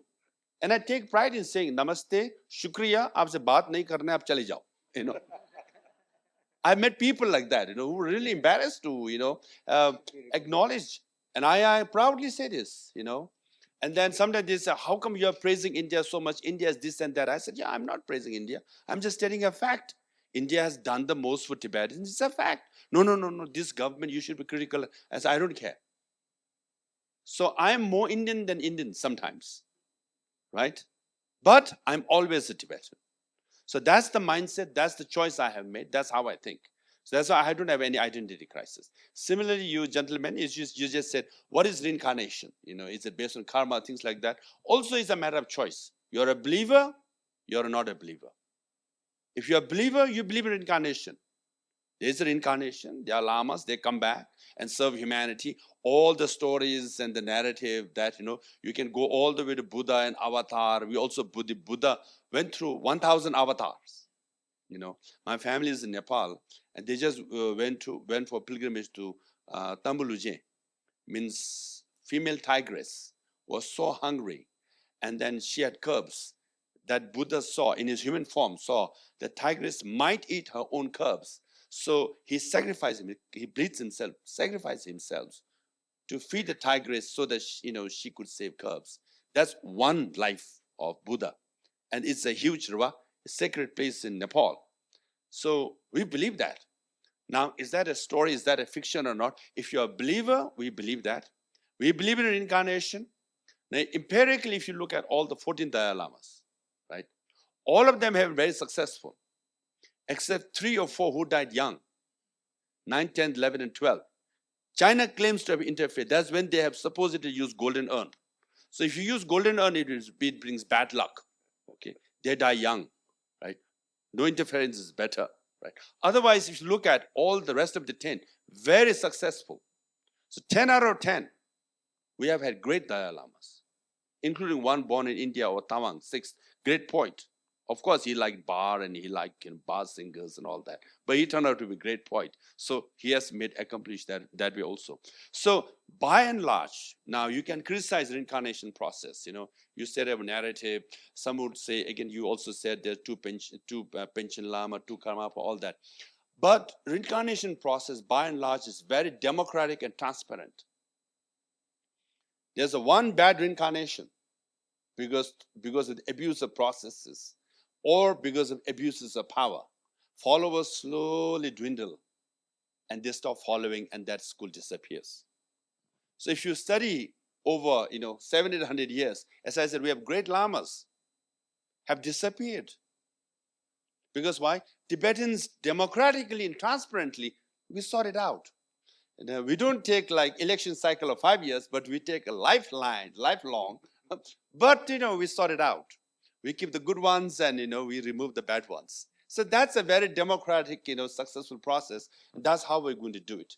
Now your question about Pension Lama, 2 Pension Lama. Now His Holiness Dalai Lama endorsed Gendin Chökyi Nyima as the reincarnation of Pension Lama, 10th Pension Lama. This is very important. I use the word endorsed, not recognized. We make this mistake. Even someday in the Tibetan government literature also, we make the mistake of saying Dalai Lama recognized, Pension Lama. No. Dalai Lamas and Pension Lama don't recognize each other. They endorse each other. Dalai Lamas was selected and, recognized by Ganden Podang. And Pension Lamas are selected and found and recognized by Tashlumpa Monastery. But endorsement, sometimes you endorse each other.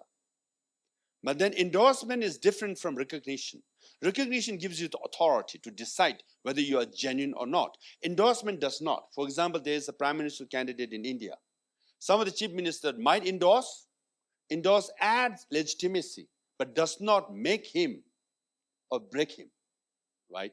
So that's the distinction we must make. So His Holiness Dalai Lama endorsed Gendin Chökyi Nyima as Pension Lama because he was already found by the Tashlumpa Monastery, by the committees established by the Chinese government. Chadha Rinpoche led it. He was appointed by the Chinese government. And His Holiness endorsed it, made the announcement. Now, because of paranoia, this is the weakness of Chinese government. They kidnapped him, made him disappear. And in his place, they put Gyaltsen Nobu, or the fake Chinese Pension Lama. They made a terrible mistake. I've talked to Chinese officials and scholars. They all agree they made a terrible mistake because they were in physical possession of Gendin Chökyi Nyima, the genuine Pension Lama, endorsed by the Dalai Lama. Imagine Gendin Chökyi Nyima walking around in China, around the world. Tibetans in Tibet will accept that as the genuine Pension Lama. Chinese will accept that as Pension Lama. Tibetans in exile will accept the Pension Lama because he was endorsed by the Dalai Lama.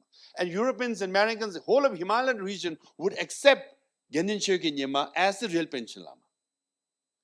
Now he presides over the selection of the next Dalai Lama.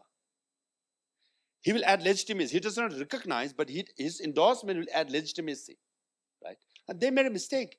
They kidnapped him, they made him disappear and brought a duplicate one. Now we say a duplicate one will select a duplicate Dalai Lama, right? So in that sense, as a matter of faith, there's a clarity. Gyaltsen Nobu is a duplicate one. Gendin Chökyi Nyima is the original one. Our faith is with him. So that way, no matter what Chinese government does, it doesn't make any difference to us. Thank you.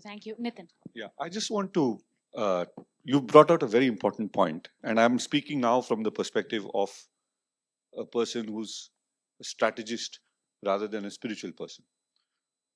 I think the success factor going forward is, I think as it was brought out, the fake Panchen Lama will identify, endorse, select a fake Dalai Lama. And it's almost, I think it's, in my view, it's almost inevitable that China will bring up its own candidate. How do we make the real Dalai Lama successful and accepted? I think there are important, what I would call, political conditions for that. One of which is that all important schools of Tibetan Buddhism, all important centers of the Buddhist Tibetan community, all important religious lamas and non-religious important Tibetan leaders should endorse and back the choice of the Garden for Trust. When there is unity in the Tibetan community, the right choice will succeed. If we allow the Chinese government to break this unity, either through corruption, through coercion, etc., and this has nothing to do with India, nothing to do with the United States, nothing to do with any other country. It's entirely to be done within the Tibetan community and Tibetan Buddhist circles. If there is unity backing the Dalai Lama, whether India stands, India falls, India does this, India does that, United States does this, that, really doesn't matter. You will be able to hold on to a 800-year tradition for much longer. You know, these traditions are ages old. You know, we don't even understand how they work. But you can hold on to that institution if there is unity. If that unity breaks, I'm afraid we will have a lot more problems than we do. Thank you so much, Dr. Sangay and Nitin. I think we had a question here. Sir, we will please first take the question from the gentleman. And in the meantime that the mic comes to you, I have a question for Geshe, which pertains to something that Nitin alluded to, but was something that was bearing on my mind as well, which is about this deliberation over the birthplace of His Holiness, the 15th Dalai Lama. And if I'm not wrong, in 2011, His Holiness the 14th Dalai Lama mentioned that it would be in the free world. And I wanted to understand from you, as someone who is an expert and deeply knowledgeable about the doctrine and traditions, is there precedent for reincarnation to happen based not on identification processes and politics and geography, but on the basis of finding flourishing activity for bodhisattva? So this, I want to understand your thoughts on precedent. And before I come to you, pardon me, Geshe, we'll just take that question and we could club them, if I may. Hello. Tashidele everyone. My name is Tenzin. I have one question to Dr. Nitin. Because Dr. Nitin talked about the border, the problem between the India and China. Actually, historically, India share land with Tibet, not China. But after losing our independence, or after invented Tibet by China, India officially agreed that Tibet is part of China. So that agreement create this. From my perspective, that agreement bring this trouble, I think. So do you think we'll in a future Indian government will recognize Tibet is an independent country? Right. Geshe, over to you. And then So your question is the Lama who is going to reincarnate, he would choose the place. So then or rather the meaning of the phrase free world, and if there is a precedent for previous Dalai Lamas to identify the next, or enable the reincarnation of the next along parameters such as being born in the free world instead of certain other things. Actually, you know, the very concept of being born, as His Holiness has said, that the reincarnation of 15th Dalai Lama depends upon the choice of the Tibetan people and the followers of Tibetan Buddhism. So, because the very motivation behind taking rebirth is to benefit sentient beings. And if the beings who are to be benefited, there's no such a beings, then there is no reason. But they have so many other, universe to visit and to work with for sentient beings. So why should they be confined to a particular community, right? So therefore, and also if you see, no one would take birth under, authoritative society. If you look into, do research about the reincarnations of the great masters, then they would certainly, definitely take birth in a free country, right? In the case of His Holiness, he has to mention this in order to clarify the situation that, because there is a good chance that the Chinese might use this, right? So to make it very clear that he won't be born in, occupied Tibet, but rather he will be born in a free country. So this is, to benefit other sentient beings and to do the maximum benefit for the sentient beings. Right, right. Thank you so much. Nitin, on the question of Tibet and India. See, no one can predict the future, right? Anything can happen. The future can be vastly different. So I wouldn't give you, it's philosophically wrong to give a definitive answer in one way. But those of us who have to deal with the world as it is today are better off dealing with the reality as you see it and work within that parameters of the reality and try to get the best possible outcomes within the constraint of the current reality, rather than to think of a wonderful things which happen. There are people in the world whose job it is to think of that wonderful future. Poets, philosophers, artists, a lot of dreamers. That is our job, to think of an alternate reality which can be better. But then there are others who have the burden of dealing with the world as it is and trying to do the best that you can in that world, right? So I belong to the second world. I've tried writing poetry, nobody listened to me. So I'm doing public policy instead. Right. Okay. We have one question from the lady here. And if that is the final one, all right. Okay, sure. Please go ahead. And then we'll come to you. Good evening, everybody. Tashidele. My name is Harshvardhan Umbre, and I want to ask a question, taking further from what Tenzin said and all others said. This is like the third generation of Tibetans in India. People came with His Holiness in 59. After that, the first generation was born here, possibly Sir. And after that, the third generation born. The point here is the generation third, which was born here, and possibly Tenzing, they have married, and some of them have married Indians here. Now they have children. A good number of my friends who are Tibetan descendants, they have married Indians here. What happens to their children? The question of identity, what was raised, is in fact a very serious issue. How do these children relate to the homeland of Tibet, what we talk about? Some time back, I had written about a nation in exile, the lost generations of Tibet. Question is, what happens to this lost generation of Tibet? Will they ever be able to go back and see their homeland of Tibet, which they always talk about? How do we ensure that the connect between this coming generations and the Tibet dream of Tibetan homeland sustains? This is the question. And finally, I want to say one thing on the issue of reincarnation, which we are agitated about. I would like to humbly submit that His Holiness himself mentioned that he'll be with us for another 20, 30 years. Oh, I think we can take it easy, the bit of reincarnation. Thank you very much. Thank you so much. Yeah. If I may, yes, please take a seat here. As for reincarnation, yes, we should take a bit easy on the one hand, but His Holiness is the one who has been making announcement from 2011 and recently. Once he has made the announcement, it is upon our responsibility to echo, least, if not support, and then, educate people around the world that this is what His Holiness said. What we are saying is nothing different from what His Holiness said.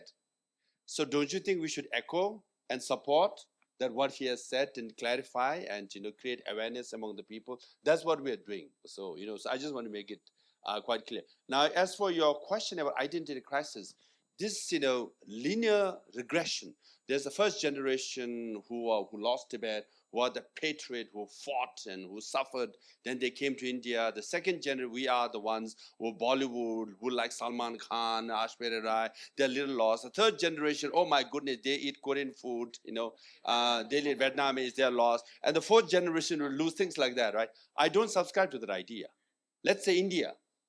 First generation, they fought against British. They lost. Then are we saying that second and third, fourth generation Indians were very bad? No, they all fought in their own ways. But it's the sixth generation, they got their act together. It's never a linear regression. There's one particular generation who get the act together, thought together, strategy together. They got the independence of India. If you go by linear regression, then the sixth generation who got the India's independence should be the worst generation, should be British. Yeah, Gandhi went to London to study English law. Nehru, all of them went to London in English law. They spoke English. They fought against the English, got the independence, So you never know which generation will get the act together. So don't have identity crisis. I feel it's your generation will get your act together and free Tibet. That should be your mindset. That should be your belief. And that's how you should pursue. And you will get it. So our generation is to pass the torch.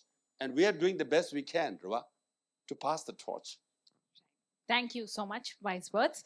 And we, firstly, would any other panelists have thoughts on questions pertaining to the urgency over reincarnation or the generations of Tibetans and their roles? No. Okay. Over to you. And if there are no other questions from the audience, unless there are, okay, we have. Okay. Okay. So this will be our final round of questions. So we can take 4 with beginning with the lady here, then at the back, then here, and then here in the front. We had a hand here. Okay. Okay. 4 last questions. Sorry, that is the verdict today. Please, over to you. Hello. Thank you so much for the conversation today. I have a twofold question. I want to understand in recent years, in what ways has the Indian government strengthened its ties with the Tibetan government in exile? And conversely, what are the measures that the Tibetan government in exile has taken to impress upon India its interest of aligning with Tibet against China? At the back. No, to the lady in the back. Okay, okay. I'll come back to you, ma'am. Good evening. My name is Sona Mangmo and I'm from Ladakh. My question is, I read the book Voice for the Voiceless, and in that book, I remember reading something where Rinpoche says that he was in meetings where he didn't have much clue what's happening and he was very scared. And that stayed with me a lot. Like at a very young age, he had to take up the responsibility of Tibet, and it was huge. Tibet was going through a lot, sadly. So I just wanted to understand why it was just His Holiness was doing the whole thing there, or there were other things which were happening along. Why, as a young person, he was, making the decisions for Tibet. That is something which I wanted to understand, and that's where my question is. Right. And we have one gentleman here. Okay. Yeah. Sure, madam, and then the gentleman here. Yeah, please. Yeah, I am just so pleased and admired the way doctor is absolutely ready with the mic as the question is getting ended, and that shows a clarity and absolute thing and whatever you are into it. And I believe you are also a incarnation of something to do this great work of Dalai Lama. Thank you. So, thank you. Yeah, I have a question. How we can contribute with the thought and clarity what you have? And very few people will be having the vision. So you are gifted with that vision. How we can contribute as a part of an Indian or a human being in what we can say a spark everyone will have. So how we can contribute towards that? Thank you so much. Thank you. And the final question from the gentleman here, please. Good evening to all. And it's my opinion to Sir Nitin, and I hope to hear his opinion on it. So India should put national interest first, so do I. But but if India stay neutral, the future is full of uncertainty, and if future crises arise, is India fully prepared to protect its national interest, especially when China continues to challenge India's sovereignty? Example, Arunachal Pradesh. As I'm from Arunachal Pradesh, China has attempted to unilaterally standardize or rename over 90 specific geographical locations such as mountain, peaks, rivers, and residential areas across multiple districts in Arunachal Pradesh. It also claims that Arunachal Pradesh is a part of a South Tibet Zangnam. So, what's your thought on it? Thank you. So, to quickly summarize, we have questions on China impressing upon the Tibetans and vice versa differences. Yeah, and then the question of South Tibet, the question of His Holiness the 14th Dalai Lama's role at an early age, and what can the people do for the CTA and the trust. And I'll take this one. No, you've given me the easiest question. You know, if it is to defend territory, right? I think even today, I think it's been now for the last 40 years, today and going forward into the future, if it comes to defending territory, I don't think India will fall short, right?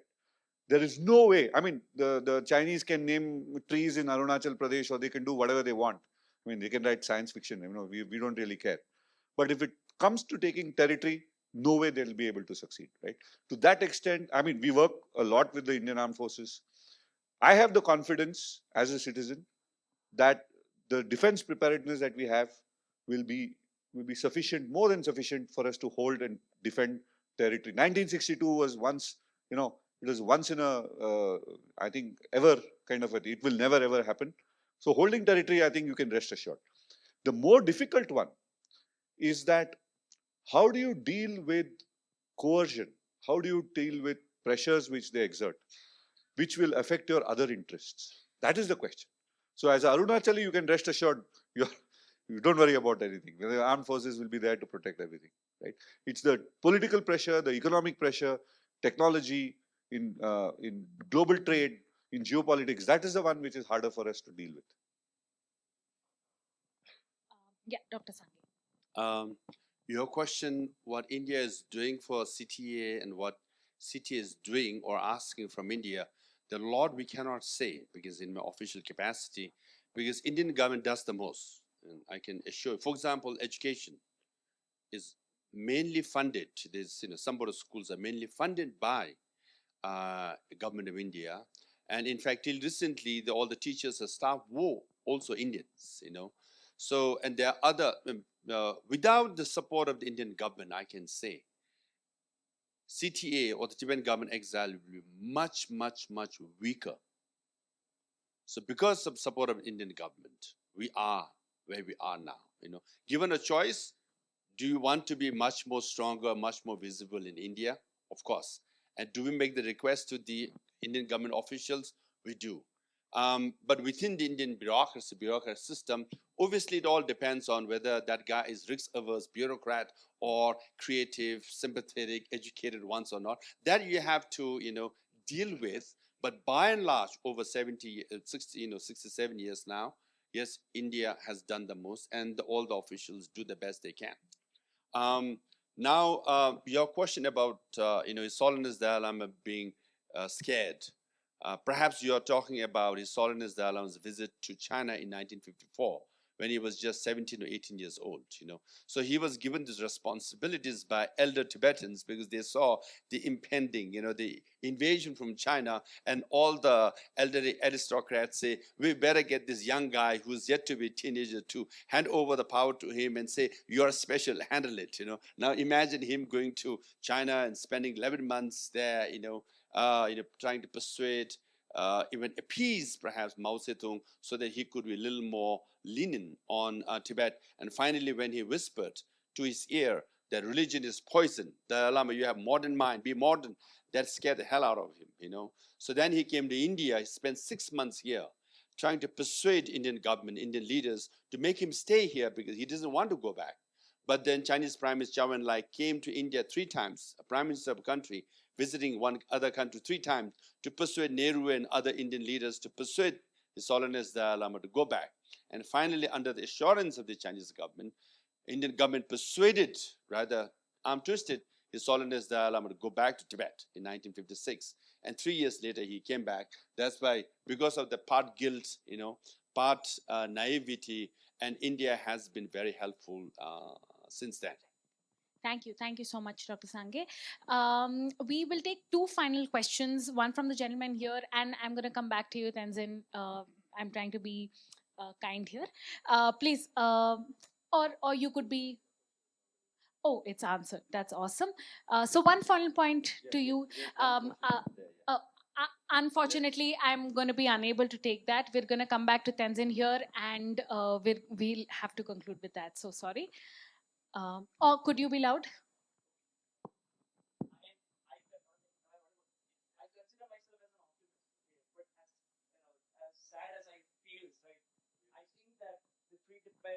I think it's going to be very, very, very difficult. I'm just talking in terms of objective truth, right? I'm an optimist, but I find it very, very difficult, right? Next to impossible to see free Tibet, because right now, the Russia invaded Ukraine, right? We, in 21st century, 2022, 23, nobody could stop it. So how do you expect like a 70, 80 years cause to, help? So I don't know. I want you to, convince me otherwise, please, sir. Yeah, I'll be very objective. Again, as I said, it's your mindset, whether you're glass half full, half empty. Russia invaded Ukraine, but they were able to occupy only 17 to 18% of the territory. No. What I'm trying to say is, Russia with its might is not able to occupy Ukraine. Ukraine will always be free, okay? It's a matter of 17, 18% or 16 or 15%. That's what it is. Now, in the last 3 months, Ukraine has reversed the war. They've used drones to, it caused so much casualty in Russia that it even, Putin is a bit nervous. So even now, recently in Iran, right? You can even, Afghanistan, America stayed there for 20 years. They left, right? You can give so many examples where mighty forces have come and gone. In the last 20th century, 8 empires collapsed. Russian Empire, British Empire, Austro-Hungarian Empire, you just name it. So, you can't, on the one hand, you say, I'm optimist. On the other hand, say, it's impossible. If you're optimist, you should always say it's possible. No, what I'm trying to say is, yes, on Tibet too, Tibet is 2,500 years old civilization, right? Chinese communism is 100 plus years. Yet the bacha hai. Okay, we are talking about Geshe, right? In 7th and 8th centuries, can you imagine? Tibetans walk the mountains, the best and the brightest, forest, and suffered, right, in the heat. Of the 10, only 1 or 2 survived. 7 or 8 died. They came to India, learned Sanskrit, translated all the Buddhist scriptures, took it back in 7th and 8th centuries. Now, if you're optimists, if the younger generation, if you have the same mindset, can you spend 5 years, learn Hindi, and translate all the Tibetan texts in Hindi? How many of the younger generation have the optimism and the belief and the determination and hard work and discipline to do that? Very few. Tibetans did that in 7th and 8th centuries. That's why we have preserved. The best kept Buddhist scriptures are in Tibetan language because of Tibetan people.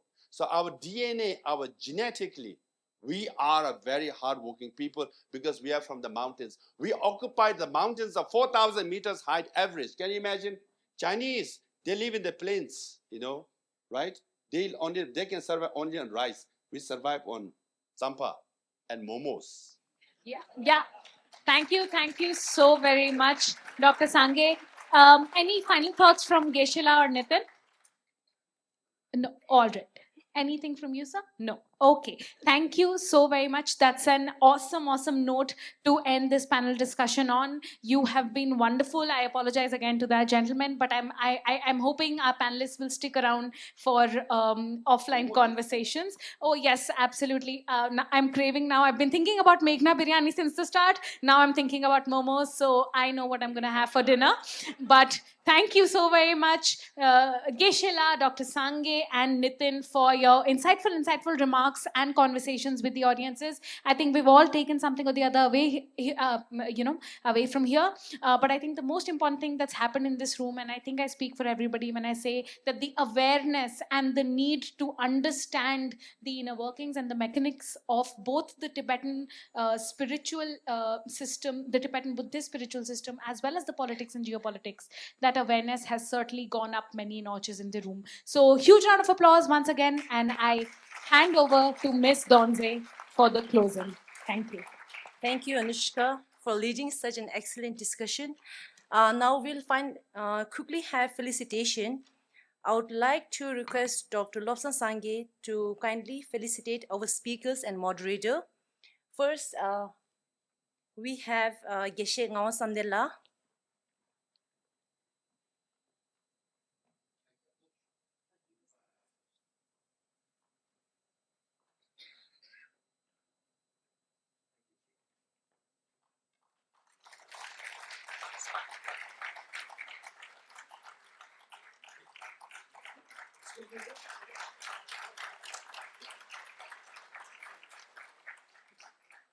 Thank you, Geshila. Next, we have Mr. Nitin Pai.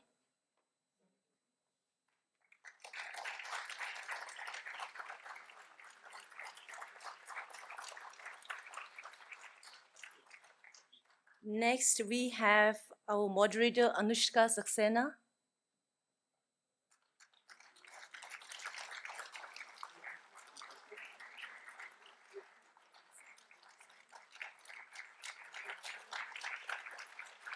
Next, we want to facilitate two supporters without which the conference or the panel discussion would not have happened. I call upon Mr. Thupten Chembel, member of Tibetan Parliament in Exile. Please come on the stage, sir.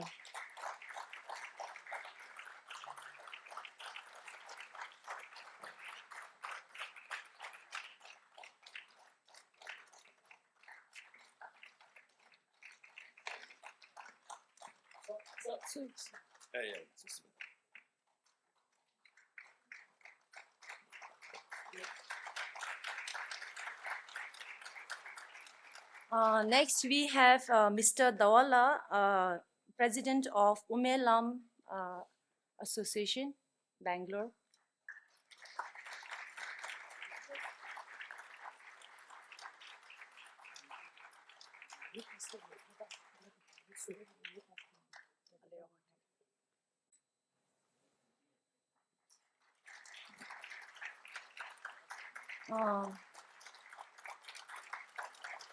Thank you, Mr. Dawala.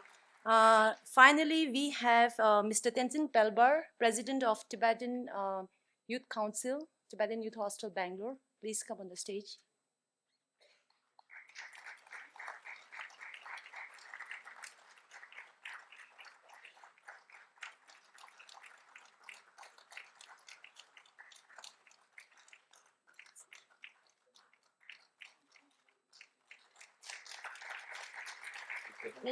Thank you, sir. And now we have a surprise felicitation or a show of support from Mr. Niranjan, General Secretary of Tibet Support Group Bangalore. He would like to present a souvenir to Dr. Lobsang Sangay and Geshe Ngawang.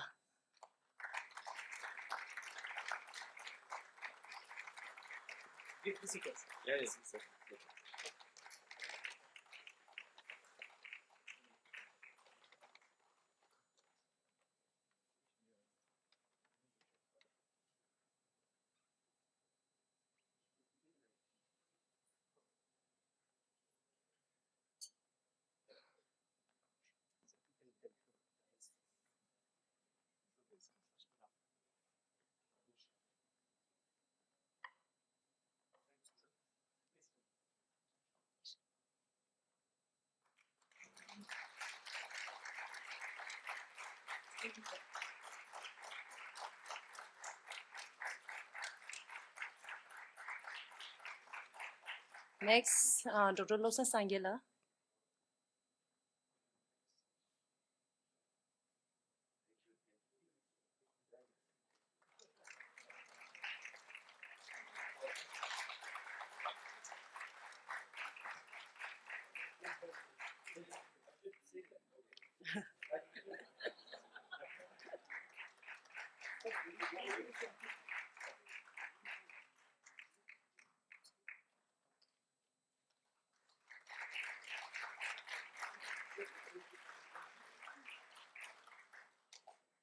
Thank you. Thank you very much, Mr. Niranjan.